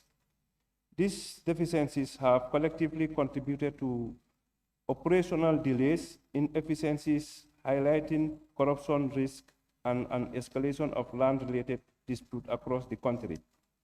Unless urgent and comprehensive reforms are undertaken, including the revision of legal frame instrument, the development of the land policy, the digitalization of core function, targeted capacity building, and the standardization of procedures, the ministry will remain constrained in its ability to deliver effective, accountable, and transparent land governance. The committee stressed that failure to act decisively poses significant risk to social stability, national development, and public confidence in the Gambia government system. Honorable Speaker, moving to the general recommendation of all the major challenges highlighted. One, the select committee, having thoroughly considered all sub-recommendations contained in the performance audit report, resolved to consolidate and prioritize key action points that warrant urgent and decisive intervention. Accordingly, the committee recommends the following. One, the ministry should develop and implement a comprehensive national land policy that articulates the country's strategic agenda on land governance. The policy must introduce necessary reforms, clearly outline institutional role and responsibility, and eliminate overlap to enhance coordination across the land sector. Moving to 3, the Ministry of Land and Regional Government should design local and international capacity building programs for technical staff to address existing skills gaps. The ministry should collaborate with the Personnel Management Office, PMO, to ensure the recruitment and retention of qualified personnel with the requisite professional expertise. 4, the ministry should further consult with the Ministry of Higher Education, Research, Science, and Technology to explore the development of relevant academic programs that support long-term human resource needs in land administration. Additionally, the ministry should work with PMO to establish an appropriate manpower structure that aligns with its operational requirements. 5, in the medium to long term, the ministry should establish a one-stop shop for land registration and documentation to streamline procedures, eliminate avoidable delays, and strengthen stakeholders' engagement. This initiative should incorporate a digitalized system or other efficient mechanism to enhance service delivery. 6, the committee urged the ministry to champion full-scale digitalization across its department to promote efficiency, transparency, and effective monitoring. This includes ensuring the complete operationalization of the workflow system donated by UNDP and provide the necessary IT infrastructure to support its functionality. 7, the ministry, in collaboration with the Boundary Commission, should map out both internal and external boundaries to prevent future dispute and provide clarity for land administration and planning. 8, given the strategic importance of land administration to national development and revenue generation, the committee underscores the need for sustained investment in the sector to minimize both development and physical outcome. 9, the ministry should issue a clear directive prohibiting alkalolus from charging fee for local land transfer service unless officially authorized. The ministry should determine whether such charges are necessary to support administrative functions. 10, a standardized fee structure should be developed, published, and strictly enforced to ensure accountability and prevent exploitation. The committee further calls for the immediate standardization of local land transfer form and document accompanied by nationwide sensitization of all alcalos, irrespective of the frequency and land transaction in their region, on proper land documentation and registration procedure. 11, alcalos should be sensitized on proper documentation processing, filing, and record keeping to strengthen administrative reliability and reduce risks of misplacement or fraud. 12, the ministry and its departments should be adequately resourced with facility, equipment, mobility, logistical support to ensure the efficient and effective execution of their mandates. Last but not the least, the ministry should formulate clear short, medium, and long-term timeline for the implementation of all recommended action points to ensure regular processing monitoring. So on that note, Honorable Speaker, just to go to the list of the members of the committee, Honorable Suleiman Jammeh, Chairperson, Honorable Keba Jallo, Vice Chairperson, Honorable Keba K. Baro, Member, Honorable Musa Baji, Member, Honorable Omar Job, Member, Honorable Ibrahim Majete, Member, Honorable Aliu Balde, Member, Honorable Isa Conte, Member, Honorable Abdullah Njai, Member, Honorable Alaji Babu Sise, Member, Honorable Dauda Jeng, Member, Honorable Kemo Gassama.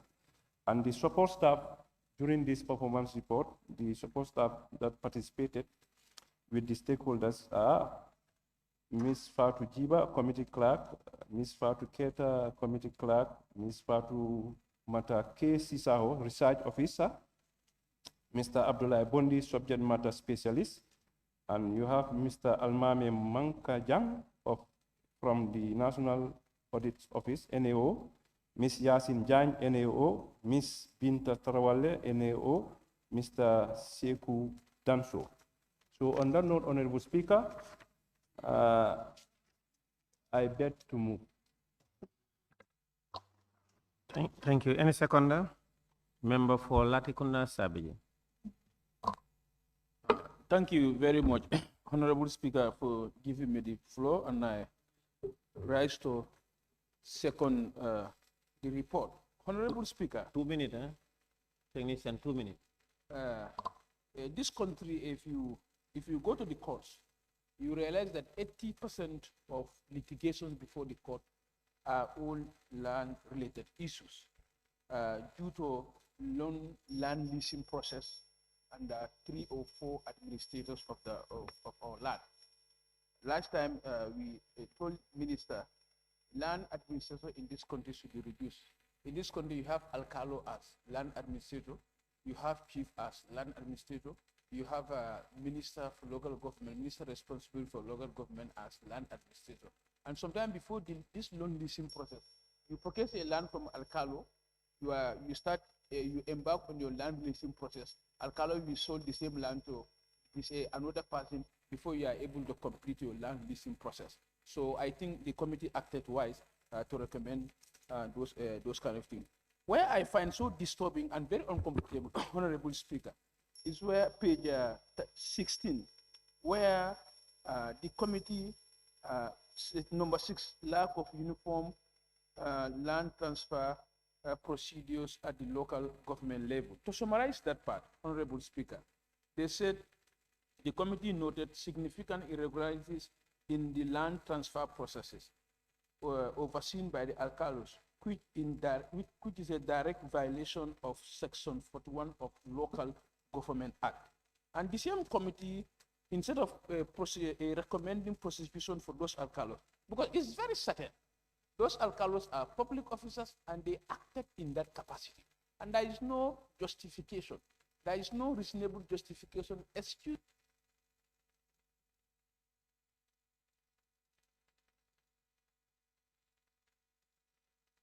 Second, the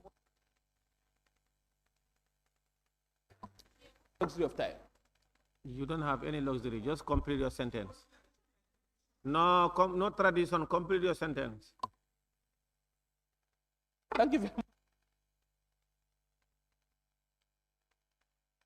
If law is violated, there cannot be any recommendation besides prosecuting somebody who violated the law. We cannot break the law by improving. We cannot improve the implementation law without prosecuting persons who violated the law. If the alcalos violated the law, why is the committee giving a recommendation besides prosecuting those alcalos that are involved in violating the law? Thank you very much. Thank you. It has been moved and seconded that this Honorable Assembly do consider the report of the Select Committee on Regional Government, Lands, Ombudsman, and IEC of the National Assembly on the performance audit report by the National Audit Office on the management of land registration and documentation by the Ministry of Lands and Regional Government. Those in favor, please say aye. Those not in favor, please say no. The ayes have it. Any honorable member who wishes to partake in the debate may raise his or her hand or catch our eyes. And of course, reminder, 2 minutes per member. Beginning with the honorable member for Woolly East. Yes, thank you very much, Honorable Speaker. I thank the committee for a very good job. The report is very good. I just have a clarification to seek. In page 6, the report says there is no national land policy. There is lack of national land policy.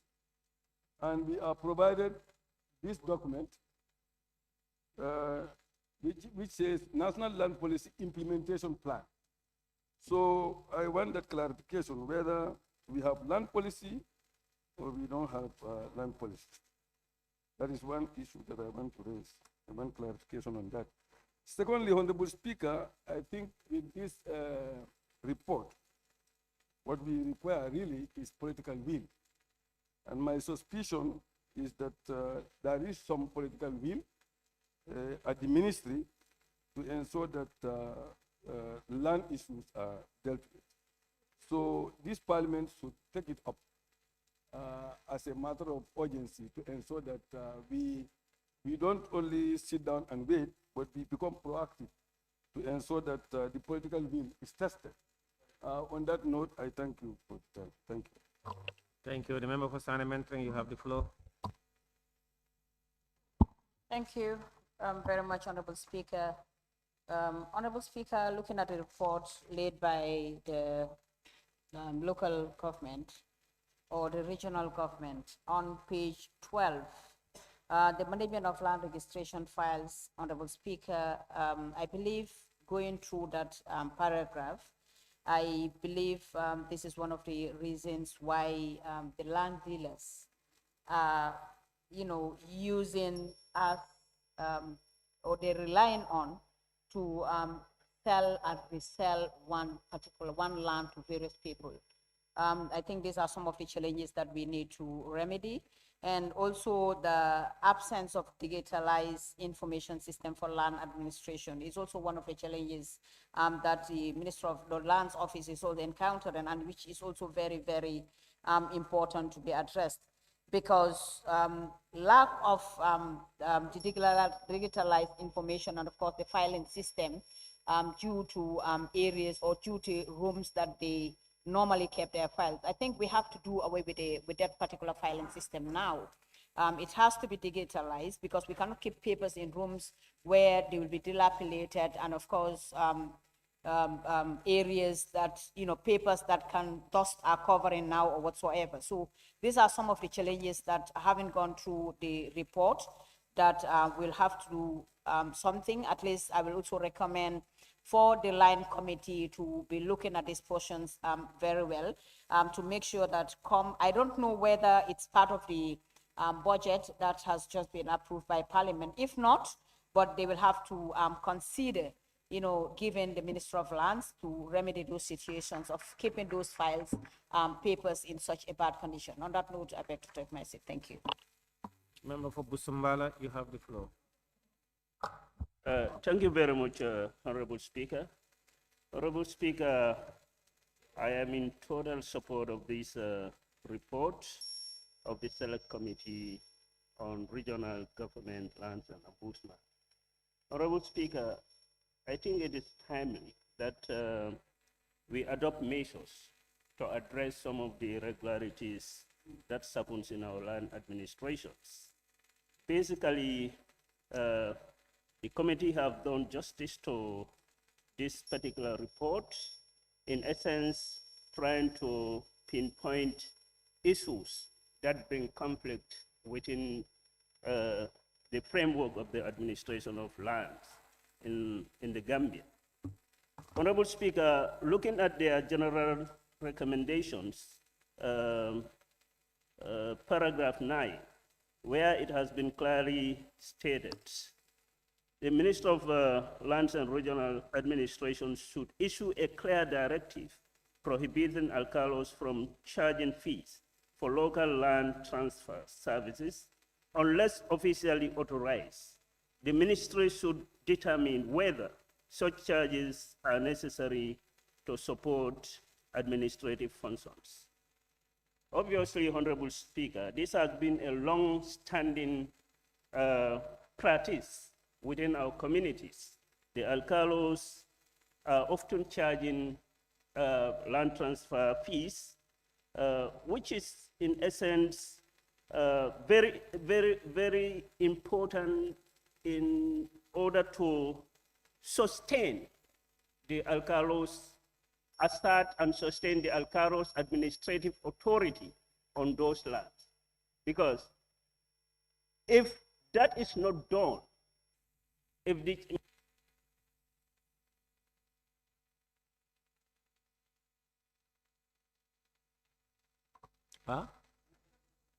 Complete your sentence.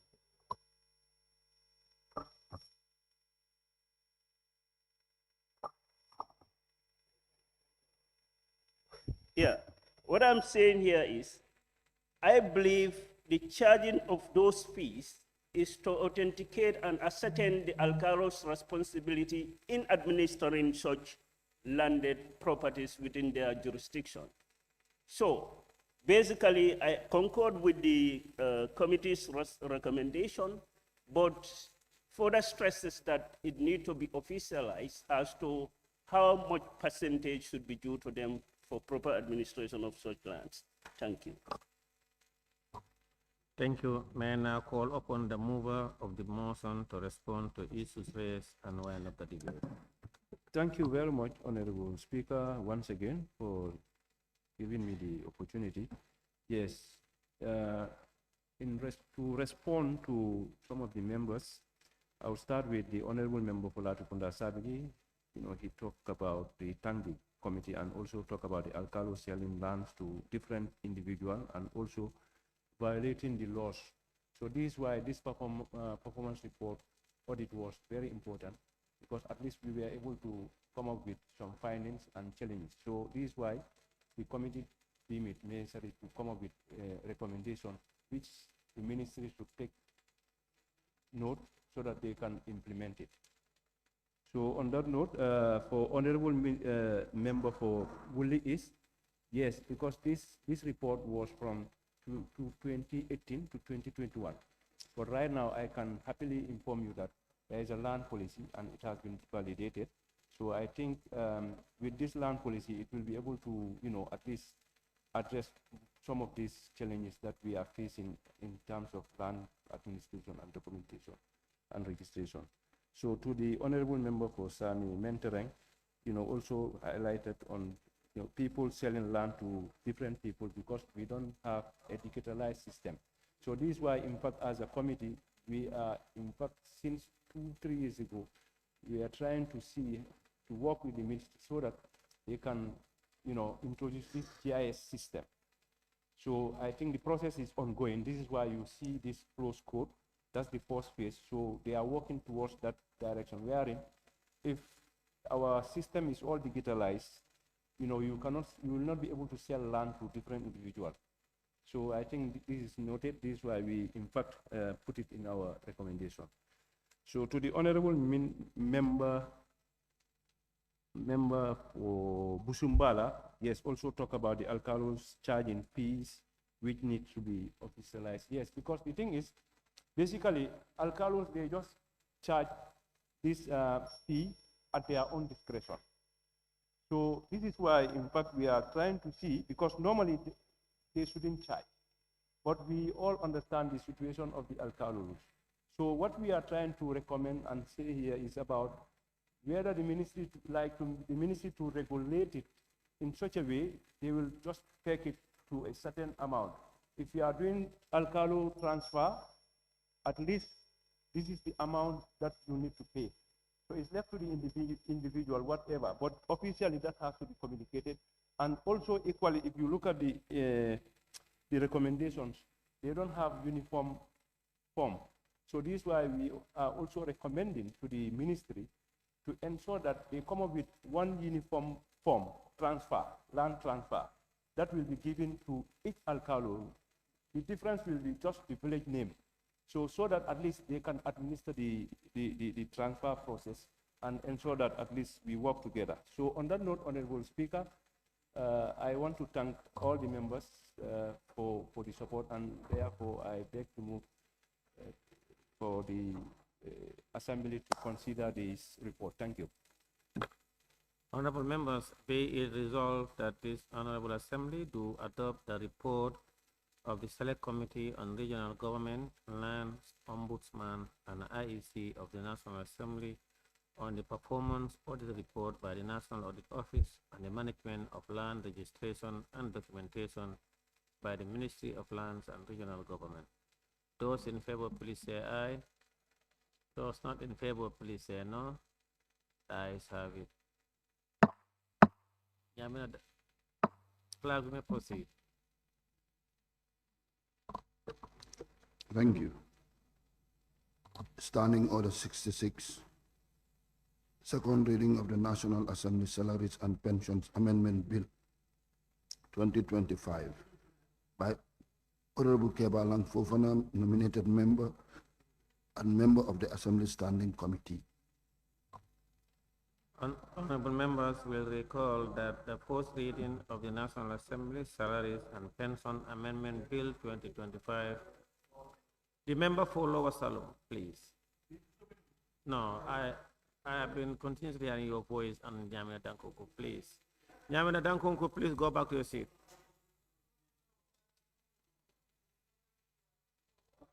Order, member for Nyamina Dankunku, please go back to your seat. Nyamina Dankunku, go back to your seat.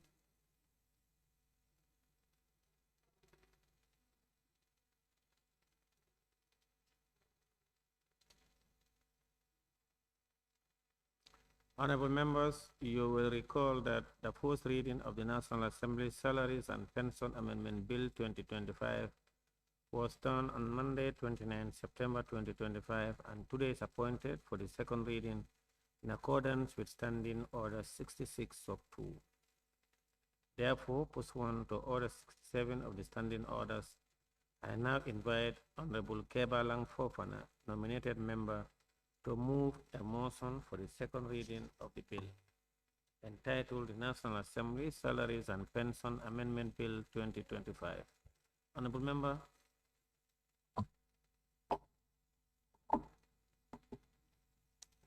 Thank you very much, Honorable Speaker.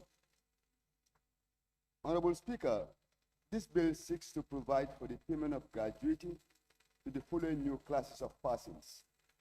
A, the next of kin of a member who dies before the end of their term. B, a member who resigns or is recalled by the electorate.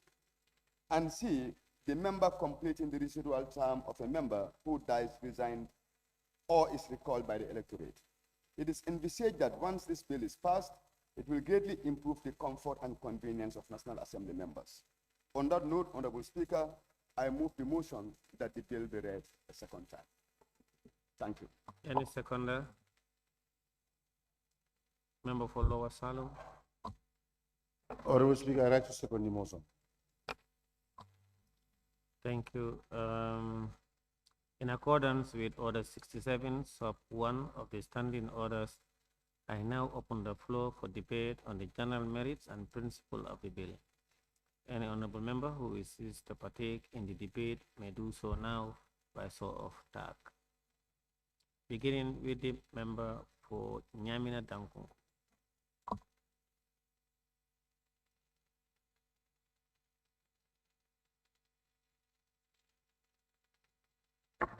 Thank you, Honorable Speaker, for giving me the floor. Honorable Speaker, as the mover of the motion said, the bill before this August Assembly come to regularize certain issues that affect National Assembly members. Honorable members and Honorable Speaker, if you looked at the amendment, it's actually dealing with the issue of gratuity, and especially when a member die or he resign. Honorable member, Honorable Speaker, history have shown us this thing happened to certain honorable members who died and they were unable to receive their gratuity. Honorable Fode Jibani Manka for Janjambure, Honorable Modu Bamba Gay, Honorable Demba So, Honorable Fake Bakoli. Honorable Speaker, all these members of parliament, though Honorable Modu Bamba Gay is not a disease, but when he succeeded Honorable Pamali Sise in Lower Salem in a by-election, he completed that term but couldn't receive his gratuity because of the ambiguity of the law. Then Honorable Demba So is a disease. When he died, he couldn't receive his gratuity, but the successor, who is a member of parliament, when he came in, he pursued his matter, he was paid. Meaning, then the late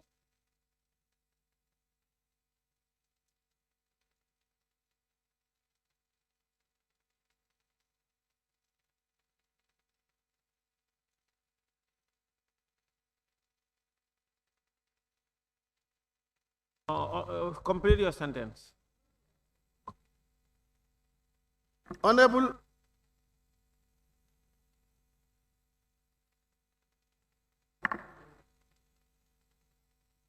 Put it on again, it will come.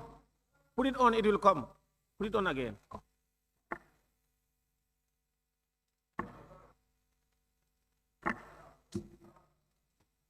Okay.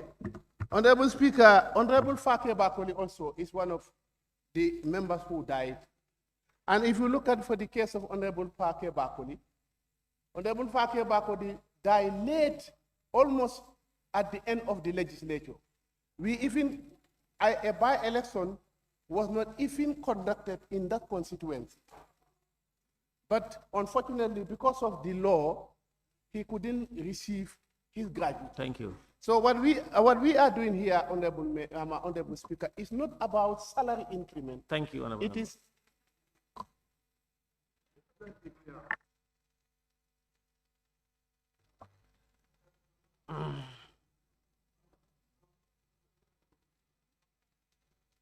Thank you.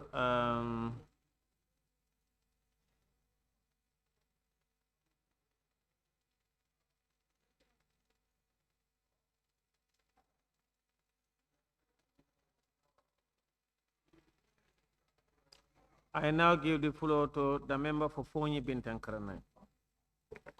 Thank you, Honorable Speaker. I am against the National Assembly Salaries and Pension Bill, just like Satan is innocent in this bill. Honorable Speaker, as I said earlier on, The way I went against the Judiciary Enumeration Bill is the same way I am going against National Assembly Salaries and Pension Bill. We cannot continue to use the National Assembly as a cover-up for politicians and their attitude. However, Honorable Speaker, I want it to be loud and clear that if opposition MPs are accepting whatever NPP MPs are putting forward, then there is no difference between the opposition MPs and the NPP members of parliament. This National Assembly, it is a National Assembly that will stand up to create like what we call Teacher Service Commission. But most of the bills that we have passed here, we did pass it to regulate the behavior of civil servants. Now the bill that we are passing here is to instead better ourselves, better our condition, but not to reflect on the realities of the state. And this is my stand. And I said it, and I am at liberty to say whatever I feel like. Just like a man will say whatever he thinks, just to get to the woman's underwear. The same way, politicians will say whatever they think, just to get the nation to be looted. And this time around, it will not be accepted. Honorable members, honorable members, yes. Please take your seat. That is not parliamentary. You cannot, please, that is not parliamentary. Don't do that. Continue. Honorable Speaker, at this time, you must learn to listen. And it will be better if...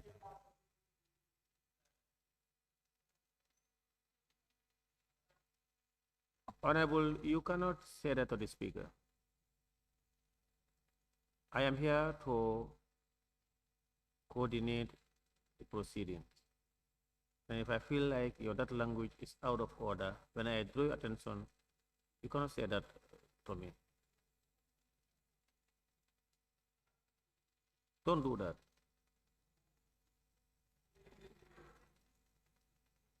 Continue. Honorable Speaker, and I stand on my ground. I'm not withdrawing anything here. Honorable, take your seat. Honorable. Point of order, Honorable Speaker. Honorable, you cannot behave like that. I have not even asked you to withdraw anything. You cannot behave like that. You cannot use your seat. What you advocating, so if that is the true representation of your very self, you should behave orderly. You cannot behave like that. If you believe in the books, I am telling you in accordance with your standing orders, that is not parliamentary, and you still want to argue with me on that basis. You must not tell me how to behave and how not to behave, Honorable Speaker. I am entitled to my opinion, and my opinion I stand to defend. And that is what I stand for. And as I said, I am not here to please anybody. That's my ground, Honorable Speaker. Time is up, I rest my... Can I observe the proceedings? I think members need to be given ample time to discuss about this issue, because 2 minutes will not be enough. In fact, if you check on the list down there, because we have been given one hour, allow members to come, then to enlighten the populace what is happening. Yes. I beg for that. I want to move a motion to amend the 2 minutes that was given to 5 minutes. Honorable Speaker. No.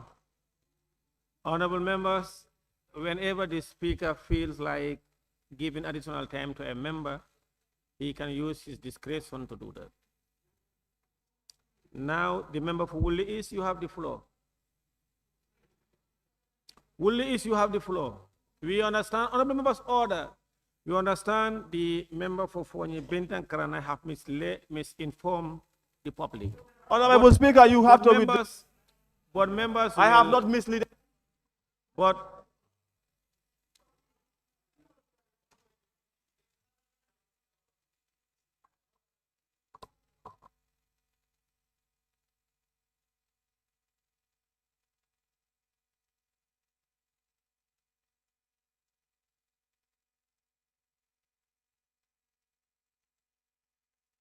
Honorable members, yeah, you are here. No, honorable members, please. The member for Woolly East, you have the floor. Thank you very much, Honorable Speaker. Honorable Speaker, whenever you talk about salaries and allowances of National Assembly members, becomes a very sensitive issue. And we need to definitely inform the general public about the bill. The bill is not about increasing salaries or allowances. It's talking about the anomalies, like the Honorable Member for Nyamina responded to explain. I would have thought that what these assemblies should think of is to create some kind of remuneration authority for National Assembly members, so that it will be well discussed, and so that whatever we do, we will not be pit against the general public. It is the National Assembly members really that approve the budget. So if they come to approve their allowances and salaries also, the general public will definitely be interested. But this bill is not about that. It's talking about if you die or something, you need to be remunerated, just like in the civil service. They too, when they die or they get retired, they get their pension. National Assembly members also are entitled to pension, are entitled to any other remuneration they are entitled to if they die also. So that's what it is trying to address. There is no other ulterior motive relating to this. If there is, I will raise up and oppose it, but I did not see that in the bill. On that note, I thank you very much for your time. Thank you, member for Woolly East. I think it's very clear. This bill does not seek to introduce or increase any allowance, salary, benefits for any member of parliament, but rather, as it happens in the civil service and in other arms of government, that's the abnormalities you want to regularize. It's not to increase anyone's salary or allowance or benefit. That must be clear. Thank you for that. Now, the member for Kiang West, you have the floor. Honorable Speaker, thank you very much. Let me first put on record that today I beg to differ with my very own friend, Honorable, but that is not bad to differ in opinion, particularly about substance of the matter. I want to support this bill 1,000,000%. Honorable Speaker, if a civil servant retires, gets a retirement benefit. If you are in the civil service or public service, they retires or dies, their benefits never cut. And this is provided for by the law of this country. If you go to private sector, last year we passed the Labor Act in this very parliament. Their benefits are there. Honorable Speaker, it's very sad. Let me first pray for late Honorable Fakeba Kole for Kia West constituency, who served in this parliament for 4 years, 6 months. 4 years, 6 months. 4 complete years, 6 months. He has never benefited a butut of the time he served as a member of parliament. His family has never benefited from a butut. If a civil servant dies today, their family will benefit. This is what the bill seeks to address. If it is because of this, Kia West is going to recall me, let them recall me today. This bill is genuine enough. Honorable Fakeba Akole, may his soul rest in perfect peace. His family would have benefited from that. My predecessor, he is the person I replaced today, who fought strongly and fought for my party. That gave me an opportunity for nobody to be able to challenge my seat in Kia West constituency. That person dies, could not benefit from what he... Give him more time, please. Honorable Speaker, that will not be fair to me. I was not given any extra time.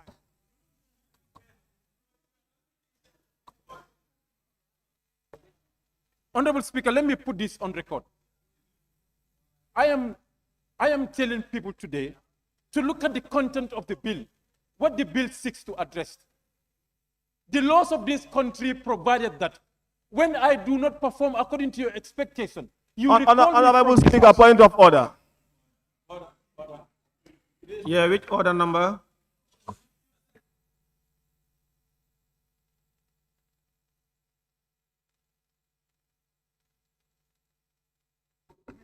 Honorable Speaker, I am rising on point of order 19, decision of the Speaker. Honorable Speaker, when the question of order has been stated, the member who raised it shall resume his or her seat, and no member except by the leave of the Speaker shall rise until the Speaker has decided the question. Yes. Go ahead. It's the Speaker that is off in my. Why are you off in my mind? Can you please go ahead? No. You cannot off my mic when I am on point of order, Honorable Speaker. You cannot do that. Okay, what I am saying is, you said the decision, whatever that you bring forward, according to this order, must also be based on the standing order, and your decisions also must be based on standing order. And you give us 2 minutes as an individual, and you are giving member for Kiang West extra 4 minutes. Thank you. Which is not justifiable. Thank you. And that is the decision of the Speaker to give him extra time in accordance with the law that you read. So we respect that decision. Please. Honorable Speaker, thank you very much. Before I conclude, let us make these things very clear to the public and people understand what is going on. And this bill is a public document once it is laid before the Parliament. Every citizen could have access to this document and read the document and digest the content of the document. I was not comfortable when I saw people insulting Honorable Kebalan Fofana on social media for putting up this bill. And if we want to make ourselves a saint, I swear by Allah, to leave Honorable suffer for this, which he has not committed anything wrong in this country. What happened is, he is trying to address what I have just said here. When Honorable Fatih Bakoli died, those of them who are talking, who give whatever to their families today, and state didn't compensate a serving member of Parliament who dies during the course of serving the House. Public service is an honor. Honorable Speaker, thank you so much. Thank you. The member for Fonye Councillor, you have the floor.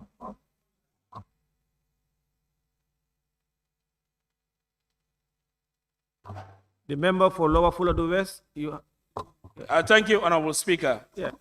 I register this, and let me be on record. Nominated member, we are in this together. The battle for Torobora Mountain will continue. This bill that is before us, Honorable Speaker, I believe no one on earth would dispute the reality. Let's agree that death is a thief. Death is a thief, and the crusade of that thief is in the head of all of us. Honorable Speaker, I was vividly informed that Honorable Fakeba Koli, may Allah subhanahu wa ta'ala grant him Jannatul Firdaus, the wife was circumambulating in this house to see how best the family could be supported. But to no avail. 4 years, 6 months, -6 for the period of 5 years. Honorable Demba Sow, may Allah subhanahu wa ta'ala grant him Jannat. The same, the family, the wife, the kids are all suffering. But a member who came to complete a term circumambulated within the National Assembly and that of Justice, and he was paid. The person who served 3 years is not even paid. So do we think we'll be here to give this message to our people? And the most interesting part, Honorable Speaker, I am putting this to the Gambia at large. Let's not be sentimental in issues of judgmental. This is a national cause. I am not doing it for me as Honorable Jiba or Keba Lamfofana as a nominated member. No, we are doing it to regulate the wrongs that has been created against other people who are already in the grave. Their sons, their daughters, families. You have got time. Give him more time.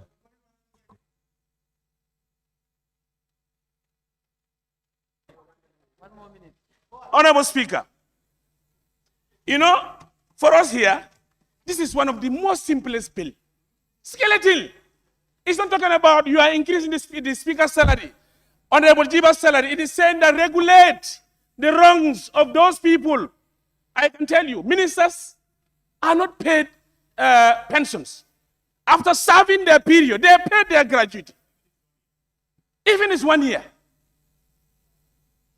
Civil servants are paid pensions. Today, if I serve my 5 years, I will only be paid gratuity. Now, may Allah forbid. Honorable Speaker. May Allah forbid. Honorable Speaker, the parliament is not fair to me. Member for Fonyi Bintang Karanai, please stop using the mics. Please. Fonyi Councillor, continue.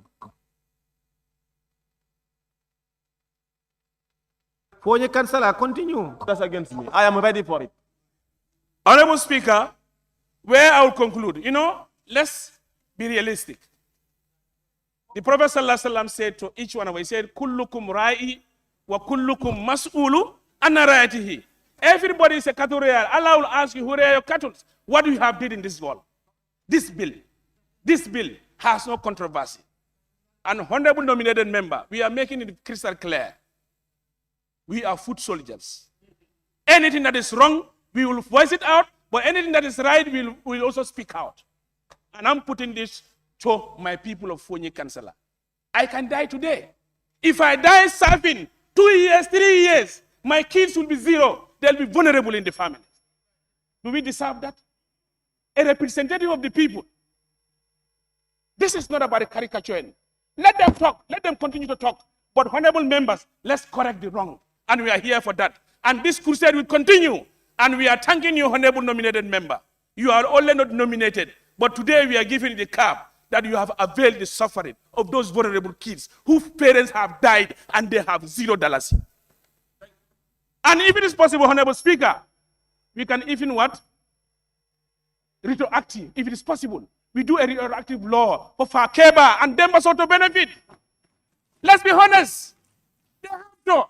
Their kids are vulnerable. Some of them are not even going to school. Do we sit here and praise ourselves? Are we representative of the people? I am not in that bandwagon. We are here for change, and that change will continue. This bill, let's pass it. Let's pass it immediately, and we make sure that our solutions are solved. Thank you very much. Assalamu alaikum wa rahmatullahi wa barakatuh. Honorable members, in accordance with the standing orders, decisions made by the Speaker are final. And earlier on, when the member for Fonyi Bintang Karanai made that demeanor and very negative and unacceptable comment against women, and I asked him to stop because it was unparliamentary. That was so disrespectful to women of the world, not only the Gambia. And he insisted. It was based on that I asked him to stop, and that is not parliamentary. And he still continued to insist. I want members to read our standing orders and please refrain from those comments. And once Speaker decides, allow proceeding to continue. Now, the member for Lower Fuladores, you have the floor. Thank you very much, Speaker. I join my colleagues to put my blessing on the bill. The bill is to address the gaps that exist in our laws, and I join my colleagues to thank honorable nominated member. But I just want for the media, howsoever one is hungry for power, howsoever you want to seek either re-election or any position, you must do it but in justifying the truth. This bill don't come to increase salaries. This bill does not come to increase allowances. This bill purposely to address the gap that have already existed. And this have been seen, the late Fabakari Koli, may his soul rest in peace. So if any member come here wanting to play the gallery or social media caption, it have been exposed today that this bill is not there to increase salary, but is to address matters of public concern. And I think the record should be straight. And we should be very cautious on how we act in Parliament. Howsoever we want to get headlines on the media, it should be justified. And now, this is in the public domain for whosoever interested to look at the objective and the merits of this bill. It is to address an issue. So I urge my colleagues to join this endeavor to make sure that this bill is 100% supported. So I thank you, Speaker. Thank you. The member for Lower Salum, you have the floor. Thank you, Honorable Speaker, for giving me the floor. May I also join my colleagues, Honorable Speaker. Honorable Speaker, I think we need to know the agenda on our table. Very true. This bill, the title is National Assembly Salaries and Pension Amendment Bill 2025. The reason why they capture it like this, the Principal Amendment Act, this is why they put it this way, to insert the provisions inside this particular act. This is why it goes like this. Honorable Speaker, members talked about many issues, and it's a sad nation. You said you are representing people. Give adequate information to the people. We are not increasing any salary. Today, we have seen what has happened in our midst. A member will drive to home, you have an accident. Sorry for that. Things can happen. Today, Fabakar Kiang West passed away for 4 years, 6 months. The kids doesn't have nothing, and he has served something else. In fact, most of our members who passed away during their time, they sold their land that was given to them to make sure that to keep those kids at the family.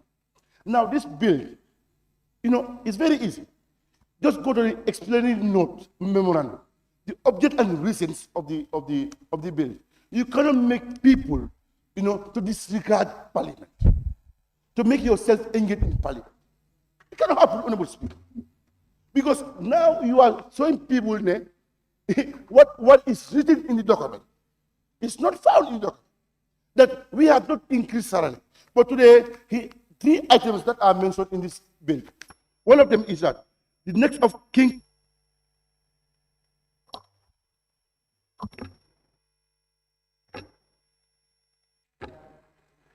Honorable Speaker, the document that's in my table doesn't say anything salary increment. What 3 comes in there have? The next of kin of members who died before the end of their term, a member who resigned or recalled by the electorate, and the person who is completing or a residual term of a member who died or resigned or recalled. Honorable Speaker, we are in this bill that mentions salary increment. Honorable members, I think we cannot give that caption to the media personnel. If you are aiming to do something else, you cannot paint us dirty. Whatever today a member is today entitled, there are people who decide that before you come to Parliament. And this National Assembly, being independent, we serve as a member in that time. 2022, members of Parliament thought it wise that we need this document. Honorable Speaker, I think, honorable members, let's educate our people. Let's not be a fool to our people. Because other messages that are coming forward, I think is good. Member being a sitting member, you don't know what is in your document. It's very sad, Honorable Speaker. There is no salary increment, and there is no allowance increment. In fact, people who are insulting the member, they should not. In fact, he presented this document, but it's a document from a committee, a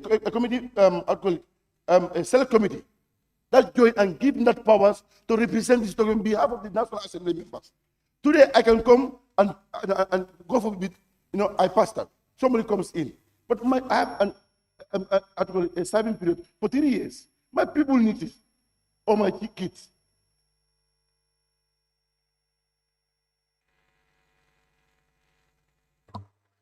The member for Sabah Sanjal, you have the floor. Thank you very much, Honorable Speaker. Honorable Speaker, I would also want to join you to make it very clear, like you just made mention, that the National Assembly Salaries and Pensions Amendment Bill of 2025 does not seek to increase any single butut dollars on our salary. Honorable Speaker, when I read the objects and reasons of this bill, the first one that I saw says the next of kin of a member who dies before the end of their term. And it has been mentioned here that there have been members who died before the end of their term. And they have been struggling. Their next of kin have been struggling in this country. Honorable Speaker. And in fact, what they are going to compute is the number of years or months the member served already, not the entire term. It's what has served as it happened in the civil service. Exactly, Honorable Speaker, like you said. And you see, Honorable Speaker, death is indeed an inevitable part of life. It is a universal truth that affects all of us. And that's the fact of the matter. It's a natural part of human experience and is something that we all must face. And we need to put this into consideration. I want to be on record, Honorable Speaker, that if this bill, National Assembly Salaries and Pension Amendment Bill, is here to increase any single dollar, I would have rejected it. But there is no single dollar that this bill seeks to increase on our salaries. Let us not misinform the society. And let us not use this platform as a place where we sell our personal agendas. It's not correct. We are here to represent our people, Honorable Speaker. Definitely. And the people that we represent, we must not misinform them. Honorable to complete. Honorable Speaker, if we respect the people that we are representing, we should not use this platform to misinform them or give them informations that are incorrect. I must join Honorable Lower Salum, who has made it very clear that the reason why we have this as a heading captured like this as National Assembly Salaries and Pensions Amendment Bill is because the Parent Act reads like that. And there is nothing that we can do if we want to insert a new clause. We must maintain the headings of the Parent Act. That is exactly what we are doing and nothing else. We are not here to increase any salaries, and if it seeks to increase any butut, I know that we would have rejected it. So we do not have to misinform people. You see, when we are here, let us just speak the truth. It pains when you speak the truth. But, as far as I am concerned, there is life after Parliament. And there is life after death. We must be judged of what we have done. So we must be truthful. We must be truthful. Whatsoever the case may be, kul jal haq, walau kana muran. Qad jahanna Allahu li kulli shay'in qadar. This is the right time. We are doing what is right, representing our people. And we will never, never and ever mislead or misinform our people as far as the proceedings of the 6th legislature is concerned. I thank you, Honorable Speaker, for giving me the opportunity. Thank you. The member for Nyani, you have the floor. Thank you very much, Honorable Speaker, for giving me the floor. I would like to seize this opportunity to join my colleagues and also thank the nominated member, Honorable Keba Langfofana, for coming up with this bill. Honorable Speaker, Parliament is all about research, reading, and understanding. One can read, but you may find it difficult to understand. But there is nothing in this bill that even indicates figure. And if anybody can show me that there is a figure here for increment of salary, wallahi, billahi, wallahi, I will resign from this position today. We must not mislead the public. We must know that no matter what we say here today, let us be ready to say it tomorrow. Wanting to be a caption of the media should not make us to come and stand here and mislead it. I've seen nothing wrong in this bill other than for the bill to aim to entrust fairness social protection, and also protect victims of families that are suffering. And if there was any avenue for us to consider or to put it in this bill for the families of the late MPs that we mentioned here to be considered, wallahi, I will definitely support that. It is important that if we want to be media captions, let us do something that calls for it. If we are looking for anything tomorrow, wallahi, this is not the best time for us to look for that thing. Let us tell the truth. Even whereas they are killing us, let us be ready to tell the truth. Thank you. Member for Combo East, you have the floor. Thank you very much, Honorable Speaker. Honorable Speaker, I had not wanted to shed light on this, but I think my constituency is one of the constituencies that is affected mostly on You are this. not audible enough. Can you increase your voice, please? My constituency becomes one of the most victimized constituency that was affected on these clauses. Most of our active serving members of National Assembly that once served this National Assembly in the name of Combo East are late now without their dues being paid to their families, and their families are left struggling today. It's going to be a big shame if this kind of laws are being brought to rectify those things. And some of them were people that even voted for these kind of laws to stand, and they now become victims of these laws, and their families are now facing it. Now I am urging all serving National Assembly members, this is not about gallery, this is not about the media to capture me and tell me this. We are trying to play justice here. If I serve my 5-year term, I'll be paid. But how about someone that is succeeding me tomorrow, who will be serving 2 months, 3 months of his service? Would not be fair. It's not about me. It's about those people that are coming forth and those people that are coming in. I am in fact suggesting this law to be retroactive so that other members that are victims would be compensated duly, because they are families. It's going to be unfair. It is an obligation to this House to make sure that those families are being taken care of. They are struggling on their school education, on their school fees, their medical bills, and their feeding. As serving members, it is going to be pitiless for Gambians to object to this law.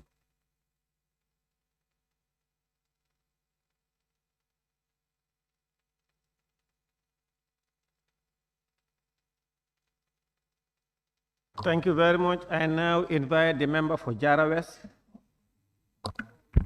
Thank you very much, Honorable Speaker. And I also want to thank the nominated member for tabling this bill. Honorable Speaker, I think if we are to represent our people, we should represent them very well, in the sense that we have access to whatever is brought in these chambers. If we are given bills or whatever document it is, let's go over the documents, understand them. If there are some things that we don't understand, let's seek for clarity before we misinform our people. Representation is very, very important. If someone is saying there is an increment of salaries on this bill, it means you don't read anything about the bill. There is nothing that you have read about this bill. And then this bill have created so many commotions within all our constituencies. People created WhatsApp forums, but for me, it's only Allah that I fear. When discussions were going there, I entered, explained to them what is in the bill, and I said, if you want, I snap each page of the bill, I send it to you, and we read it, and show me where is salary increment in the bill. People have to keep quiet because they were misinformed. So if we are here, let's please tell the people what is happening. If you don't know what is on the bill, seek clarity, understand what is on the bill, and transfer that information. You cannot sell your image or yourself in this gallery. It's only truth that will last. Only the truth that will last. Me, I don't care to be captured on Facebook or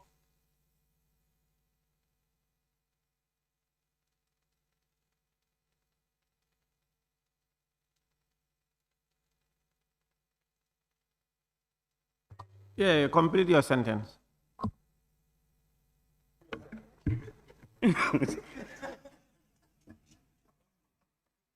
Thank you very much for giving me that.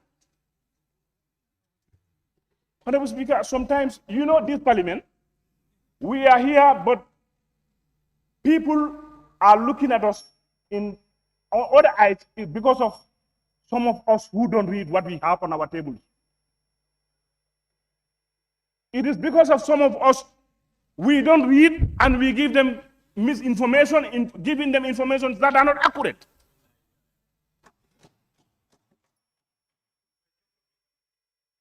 Honorable members, let's fear Allah and do what is the need. Honorable members, when we are here, let's represent our people to the best of our abilities. But let's not inform them. You try to make yourself white and make the others black. It cannot work. Thank you, Honorable. Thank you very much, Honorable Speaker. Member for Tumanna, you have the floor.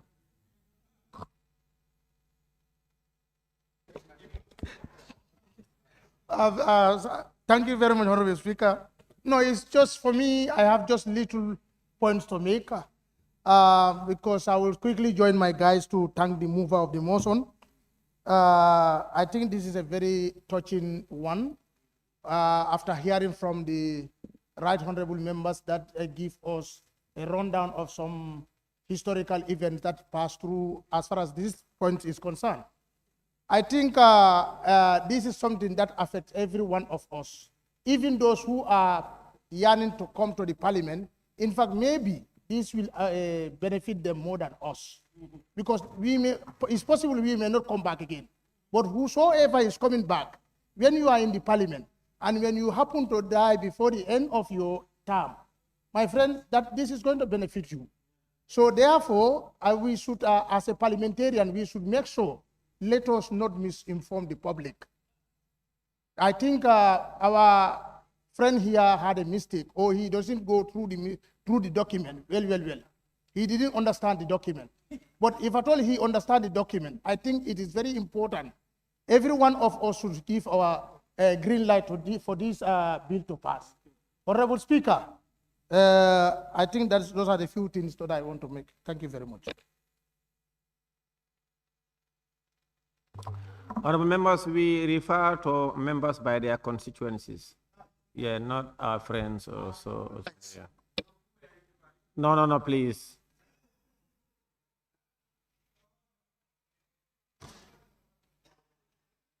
The member for Sandementreng, you have the floor. Thank you very much, Honorable Speaker, for giving me this opportunity. And Honorable Speaker, first, I'll have to say bravo, and I have to thank you very much, Honorable Nominated Member Kebalang Fofana. Thank you very much for taking this bold position to represent your committee to lay this important bill in this parliament. I think the entire Gambians needs to thank you. This bill is not purposely for the members who are present in this parliament today, but the bill is for the entire Gambians. Who knows whether Honorable Fatih Cham will be here tomorrow or she may not be here tomorrow. All depends in the hands of Allah. But then someone representing Honorable Fatih Cham or Sandementreng constituency will be entitled to this payment. Honorable Speaker, in addition to that, I wouldn't want to take the floor, but I hate it so much when a man should stand up and disrespect women. With all due respect, Honorable Member for Fonyi Bintankaranai. Women are not to be disrespected. Women deserve respect. Honorable Member for Fonyi Bintankaranai, you have two wives. You have a mother, you have a sister. I think this is not what we deserve as women. Women voted you in to be here today. I think you should stand up boldly and withdraw that statement that we have said against women. This is not what we deserve. Order, as Honorable women. Member. Honorable Member, I addressed that matter when it was mentioned by him. So I want members to leave it at that and concentrate on the bill. Order. Member, continue, Saramentre. Thank you, Honorable Speaker, for giving me the floor. This is all I wanted to say, but hence you said you have regularized that situation. I think I'll stop here. Thank you. Thank you very much. Member for Upper Salem, you have the floor.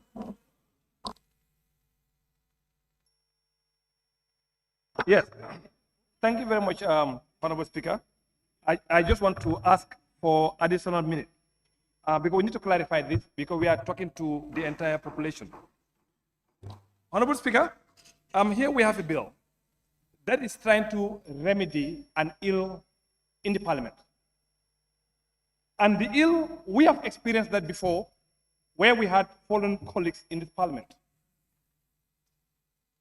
But the parliament at the time, they were not in a position financially to support the family of those people. It was painful for those of us that were here, where you had your own fellow parliamentarian lying down here, and in your mind, you knew exactly that by the time he goes home, there's nothing you can do. This bill is trying to correct those errors that we actually have in our laws. Now, I would like to find out, Honorable Speaker, is there any member of parliament here now who wants to benefit from 4A, which is gratuity when you die? Is there anyone who wants to do that here? Who wants to die? The second one, Honorable Speaker, is talking about gratuity on resignation, member or recall. Let's forget about recall. Is there anyone here that's planning to resign from the parliament here? Is there anyone? Number 3, the gratuity on pension completes residual term which when somebody dies. Who wants to benefit? So is there anybody here that will be benefiting from this here?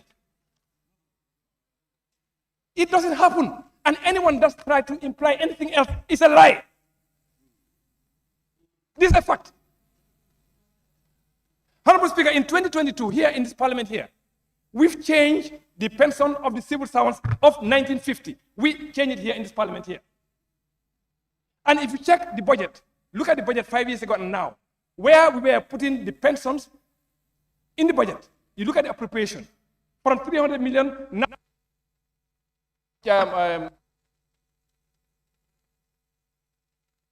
No.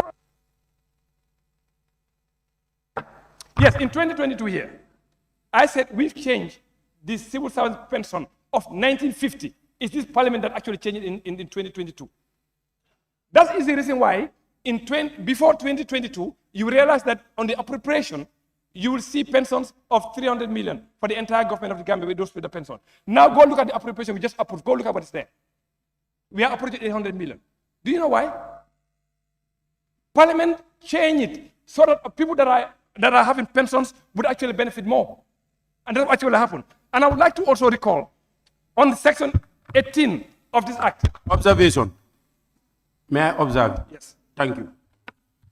Also, to add on to what you are saying, the finance minister was here before us, and he said it is only during this legislative period that people are no more receiving $40 as pensions. The least they are receiving now is $1,000, and it is only during our time in this country and during this government that is happening. Thank you. Thank you very much, Honorable. In fact, you've read my mind, and he's correct, 100% correct. Yes, today he's correct. But what I was trying to bring forward is this. It was here that we changed where we had on section 18 of the Act, which is the Public Service Pension Act of 2022, we have the debt gratuity. We have it, and we are the one that approve it. Now here we have one that intends to do the same thing to provide, for the members also, and you want to misconstrue it to mean something else. Honorable Speaker, even marriage gratuity, we have it, we approve it here. Where civil servants, when they go to marriage and their husbands are not here, we pay them gratuity, they can go and enjoy their marriage. We approve it here in this parliament. Honorable Speaker, on section 25 of the Pension Act, it's telling you the increment of pensions. Do we have that here? No, we don't have that, but we approve it here. We said in every 4 years, the government of the Gambia must take a look at totality of the pension and increase it and it's there in section 25. Do we have that here? No, we don't have that. So in fact, for me, in totality, I think what we have given out is even better than what we have in this one here. And that's the reason why it's telling you on section 36 of the Pensions Act that we have, that we approve here also, that there is a review. In fact, what we want to do review is let's bring people that are really very au fait with pensions generally in the world, contract them for them to review the pension of the civil servants, so that the people that actually have worked for the government of the Gambia and have retired can enjoy their, at least at a minimum. Honorable Speaker, to conclude, anyone that makes an inference that this is going to raise any penny on any member's salary, I'm sorry to say, but you are not telling the truth. Thank you. Member for Basse, you have the floor. Thank you very much, Speaker, for giving me the floor. First, I have to join my colleagues to thank Honorable Kebalang Fofana for bringing this bill, which is very timely and needful. Honorable Speaker, I think members have spoken very well for the importance of this bill. Because of there is not enough time, I will not dwell on it. But just to assure how important this bill, even people working in other institutions, at times they take life policy, life assurance policy.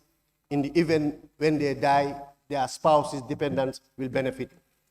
And the importance of it, when you pay for that policy, even if you pay today, you are giving the policy today, tomorrow you die, your spouse and dependents will benefit the policy. So you see how important a household member is. So here we are now telling the honorable member who went totally against this. At times it's difficult. Most of the bills, he always get up and contribute indirectly just to portray the image to mislead the members in this gallery. This is not the platform for him to use his political propaganda. And if you want to use this platform, let him go to his people and do his propaganda. They are not at the plenary here. This is not the first time he's doing it. This is not the second time he's doing it. Even the FGM, he did the same thing. So we are not going to entertain it. So and Honorable Speaker, you spoke my mind when it comes to this the application they're going to use in the event the NAM or any member dies. They are going to use the pro rata, not the ones he didn't serve. You're going to use the pro rata system to calculate the number of days or months he served, is what they're going to pay. So I think. Complete your sentence.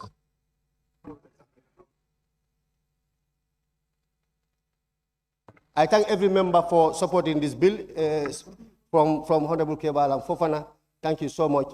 Please, member, I think what Honorable Sarimenteren said, you need to apologize to this floor and to the women of the Gambia because they have voted you in. Thank you.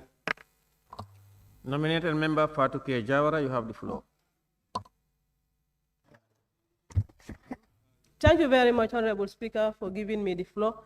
I don't think I even have anything to say. I just raised my tag lastly to join my colleague to support the bill, because if not, I may not be sincere to my former colleague who passed away during the 5th legislature. Honorable Speaker, during the 5th legislature, we came as 58, and when we are going, we go by 56. So it will be very ungrateful or insincere to stand here today not to support this bill. And we all know what those families went through. So I will join my colleague to support the bill so that my former colleague who passed away, Honorable Fake Bakoli, and the late Demba Sow, may Allah grant them the highest Jannatul Firdaus so that they can be smiling on us from heaven. For the honorable member who was misrepresented and using some foul word against women, I just want to assure him that the first teacher of every being is a woman, so try to respect women. Thank you very much.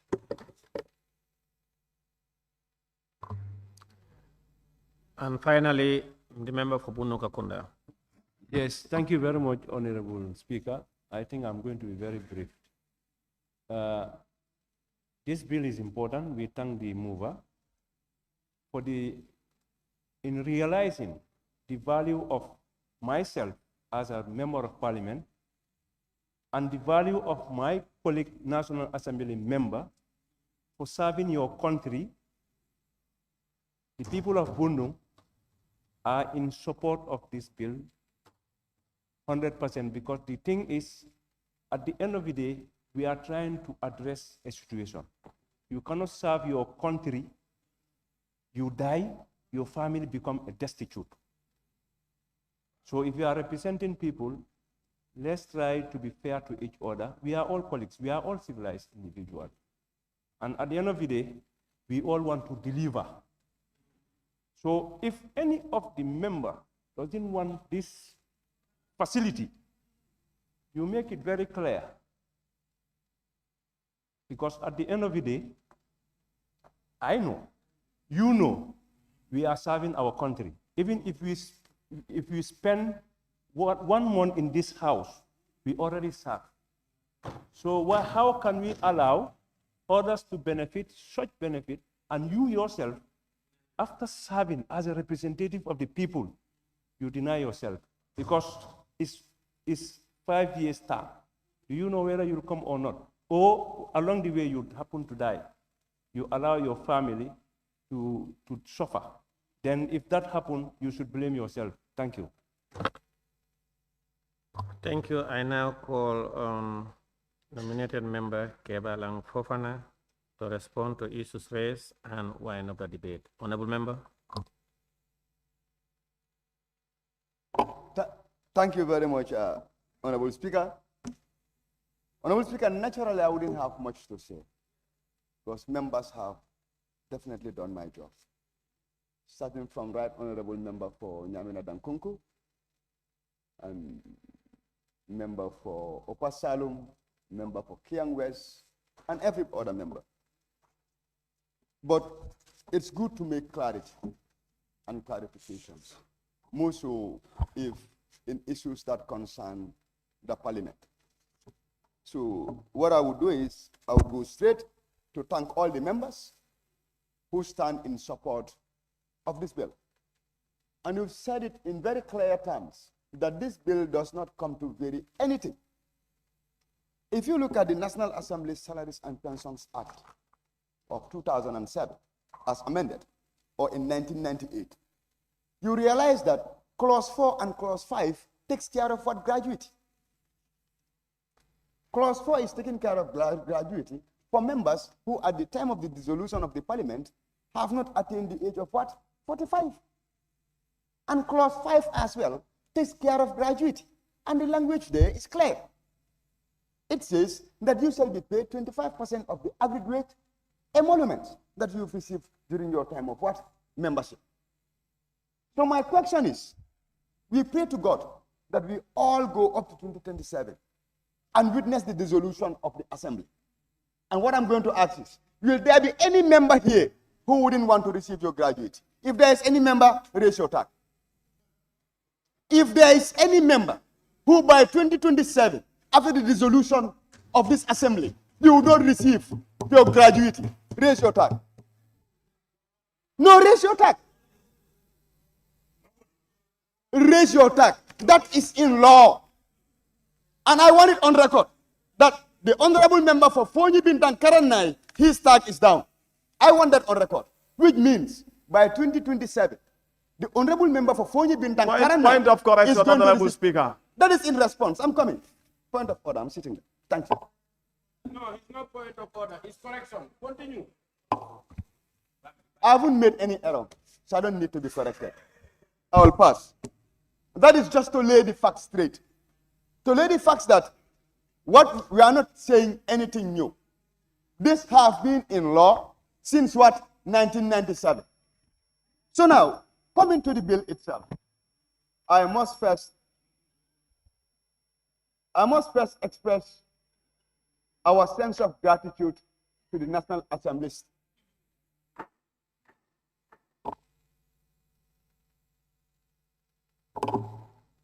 I must, before continuing, express our sense of gratitude to the National Assembly Standing Committee, which I am a member of. And this committee, for the record, is headed by the Speaker. When we came back, due to the sad occurrences that happened during the 5th legislature, the Speaker took it upon himself to prioritize what can happen to any one of us, that is to die. And he said that, look, 2 members died during the 5th legislature. And those 2 members served this country honorably. The families of those members were not asking for anything from the state. What they were asking for is a proportionate pay of the time they have served. One of those members served 4 years, 6 months. He was only left with 6 months.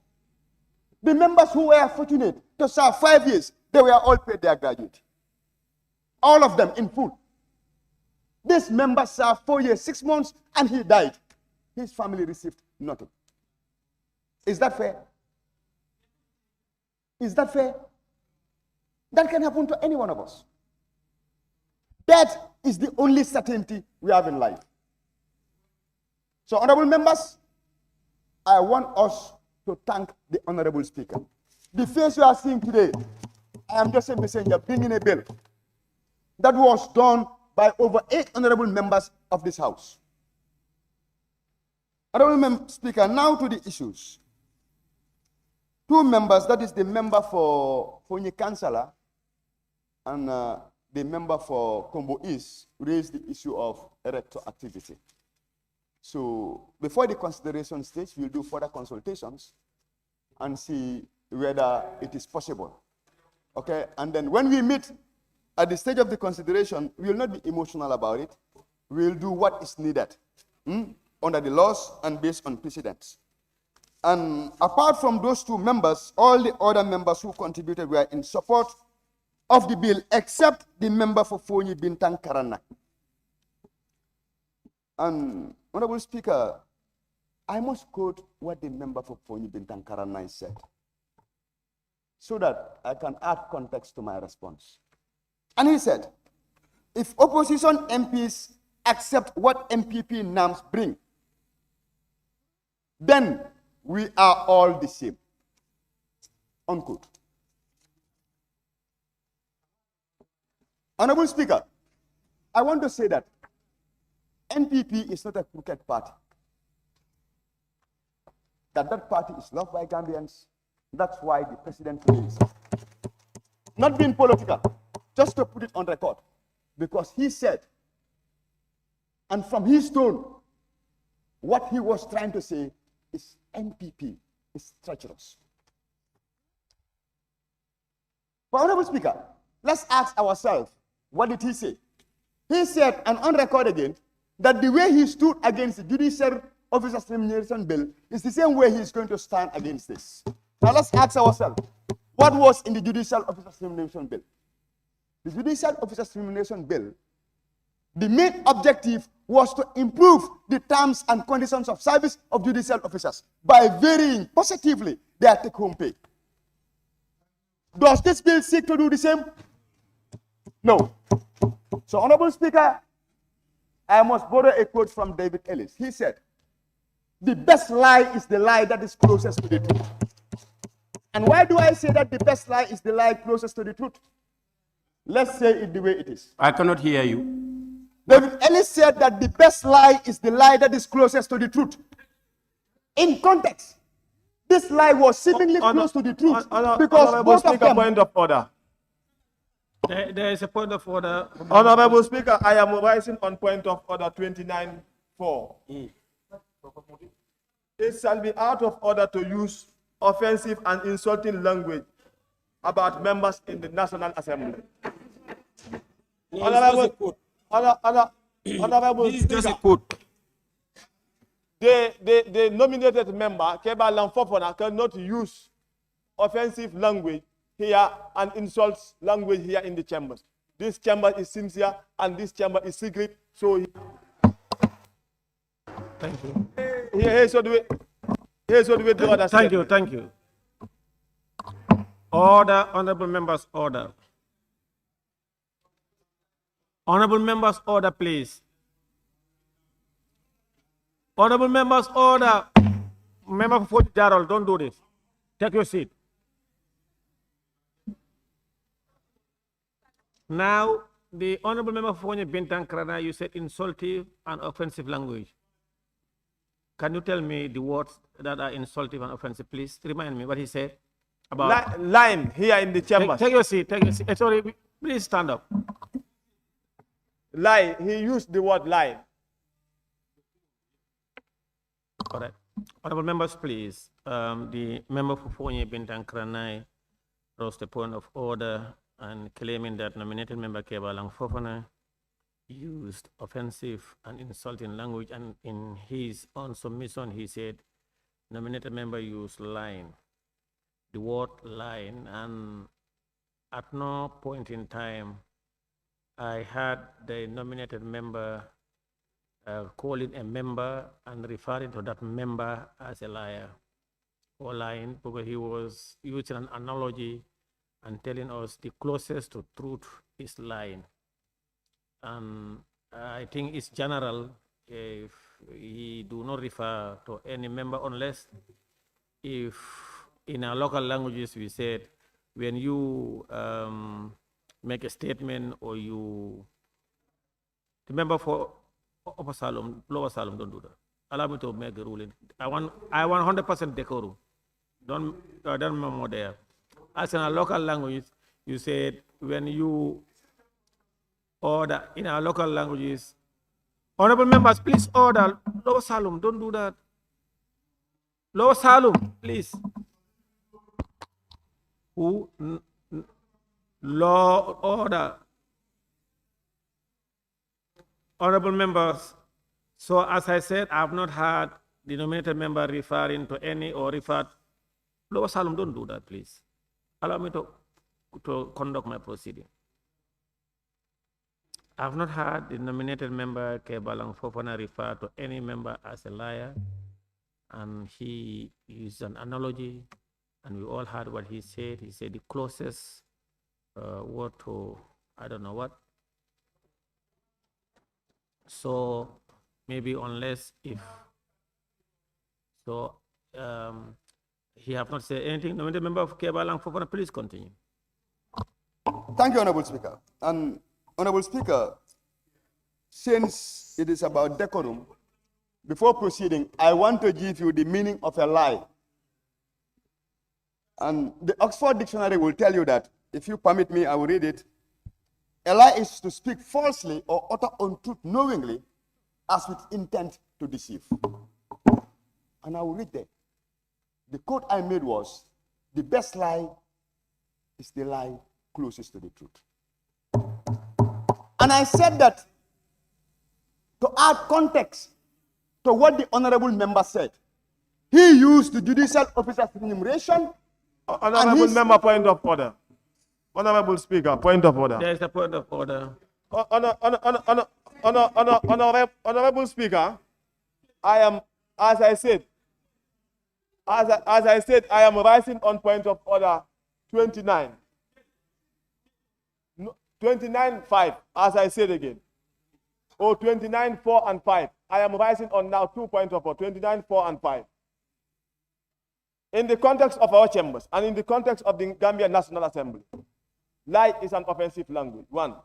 It shall be out of order to use offensive and insulting language. Lie is an insult in the context of the Gambia. So it must not be used in the chambers, Honorable Speaker. That is my, and you should ask the honorable nominated, you should ask the honorable member, nominated member to withdraw. Thank you. Honorable members, order. Honorable members, order. You know, earlier on I dismissed his point of order. Now I had your analogy. You can use whatever and say whatever you want to use. Don't tie it to any member. Honorable Speaker, then I have a simple question. If one doesn't speak the truth, how do you call it? Yeah, lie. And I also have the right to say anybody's lying, Honorable Speaker. I have the same right to say that anybody's lying as well. Allow me, Honorable Speaker. Honorable Speaker, you see, this is a sacred house. Honorable Speaker, it's not parliamentary language. Honorable members,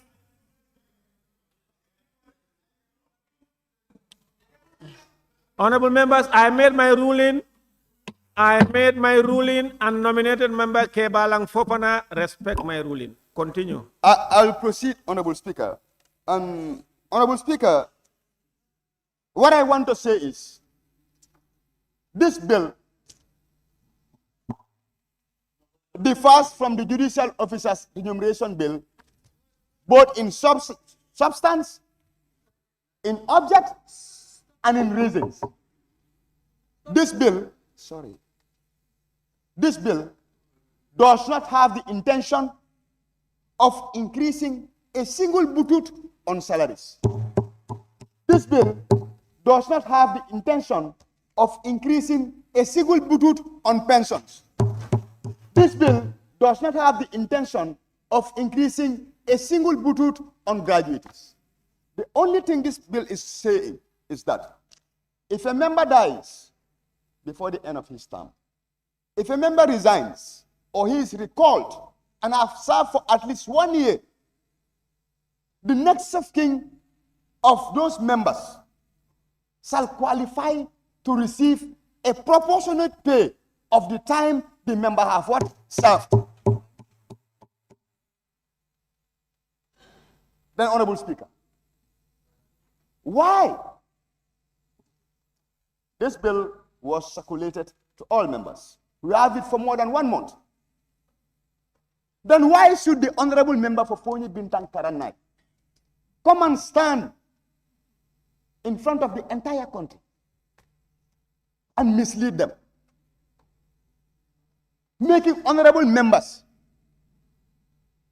look like what? Economic junglers. We are not economic junglers. We are servants of the people, and we are serving them honorably, because this law we are bringing today, none of us in this chamber prays to benefit from it. I don't pray to die before the end of my 5 years. Nobody prays to die in this house. But we know that death is inevitable.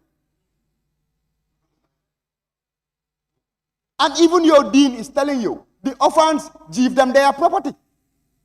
This is what your dean is telling you.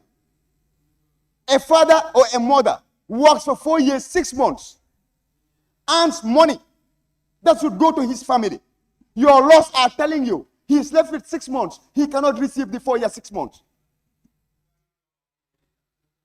Even your dean is telling you that is inheritance. Give it to the children. What I expect from the member from Fonyi Bintang Karanai is to tell the Gambian people and debate on the merits of this. But Honorable Member, let us not be surprised. He said a proverb which I will not follow, but I would say this. Facebook likes, TikTok followers. If that makes you believe you are a politician, and you believe you can dwell on politics and make your political career based on what publications. Honorable Speaker, point of order. This is not the floor. And this is the main reason the member for Fonyi Bintang Karanai Honorable Speaker, point of order. Misinformed. Honorable Speaker, point of order. Honorable Speaker. Honorable Speaker, point of order. There is a point of order.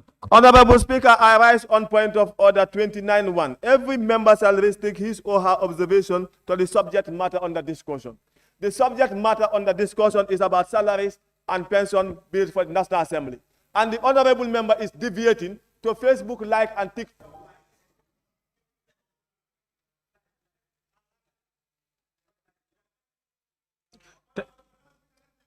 Thank you very much. Please take your seat. Let me make a ruling on the point of order. Please take your seat. Please take your seat. The debate, honorable members, is general merits and principle. And the mover of the motion is to respond on the issues raised. And the member for Fonyi Bintang Karanai raised issues of increment of salary, allowances, and benefits. And that's what the nominated member, Kebalang Fofana, is responding to. Please, nominated member, confine your responses to those that he claims, and that's what he is doing. Please continue. Honorable Speaker, I'm almost concluding on the issue for the member for Fonyi Bintang Karanai, and I will repeat. Observation. If politicians. Okay. Yes, Honorable Speaker, I just want to, I know we've been talking about this word, lie or untrue, whatever. I just want to remind the members of the National Assembly on the National Assembly Powers and Privileges Act, which is a law of this country. If you look at on the 10, which is the offenses of the National Assembly that somebody can cause in this country here, I will refer you to 10 K and F. In K is telling you that if somebody prints or publishes any libel, publishes either by word spoken or writing, false, scandalous, defamatory. These words are even worse than lie. Scandalous, defamatory. Then if you go to F, it's telling you another one here, saying does an act which obstructs or impedes National Assembly or a committee or the performance of this function which obstructs the National Assembly. I mean, this what we have is even worse than that. So go ahead. So Yes, Honorable Speaker. Sorry.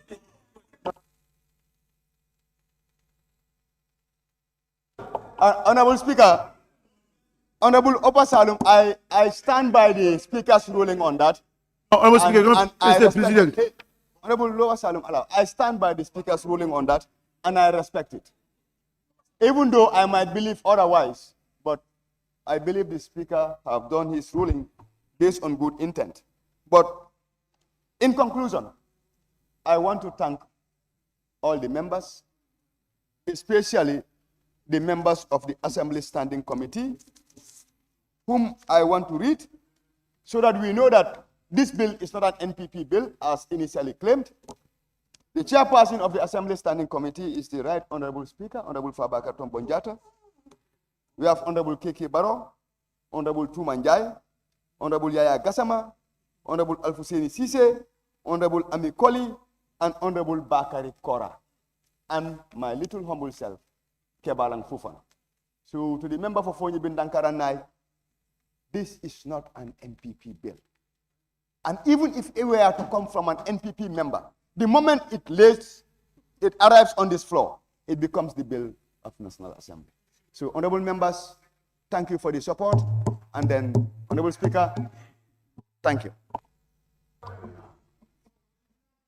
Thank you. Thank you very much, nominated member Kebalang Fofana, for that. All the honorable members, I want to thank nominated member Kebalang Fofana and the Assembly Standing Committee for a great job, and commend all of you who contributed positively to this bill. Honorable members, it has been moved and seconded that the bill entitled National Assembly Salaries and Pension Amendment Bill 2025 be read a second time. Those in favor, please say aye. Those not in favor, please say no. The ayes have it. Chair division.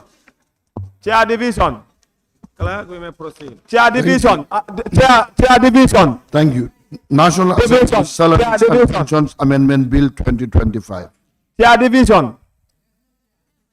Speaker division. Honorable members, in accordance with Order 68, Sub 1 of the Standing Orders, the bill is hereby referred to the Assembly Business Committee for committal to either a committee or committee of the whole Assembly. Thank you. On that note, I now put the question. Be it resolved that this August Assembly do stand adjourned until Monday, 1st December 2025. Those in favor, please say aye. Those not in favor, please say no. The ayes have it. This Assembly now stand adjourned until Monday, 1st December 2025 at 10 a.m.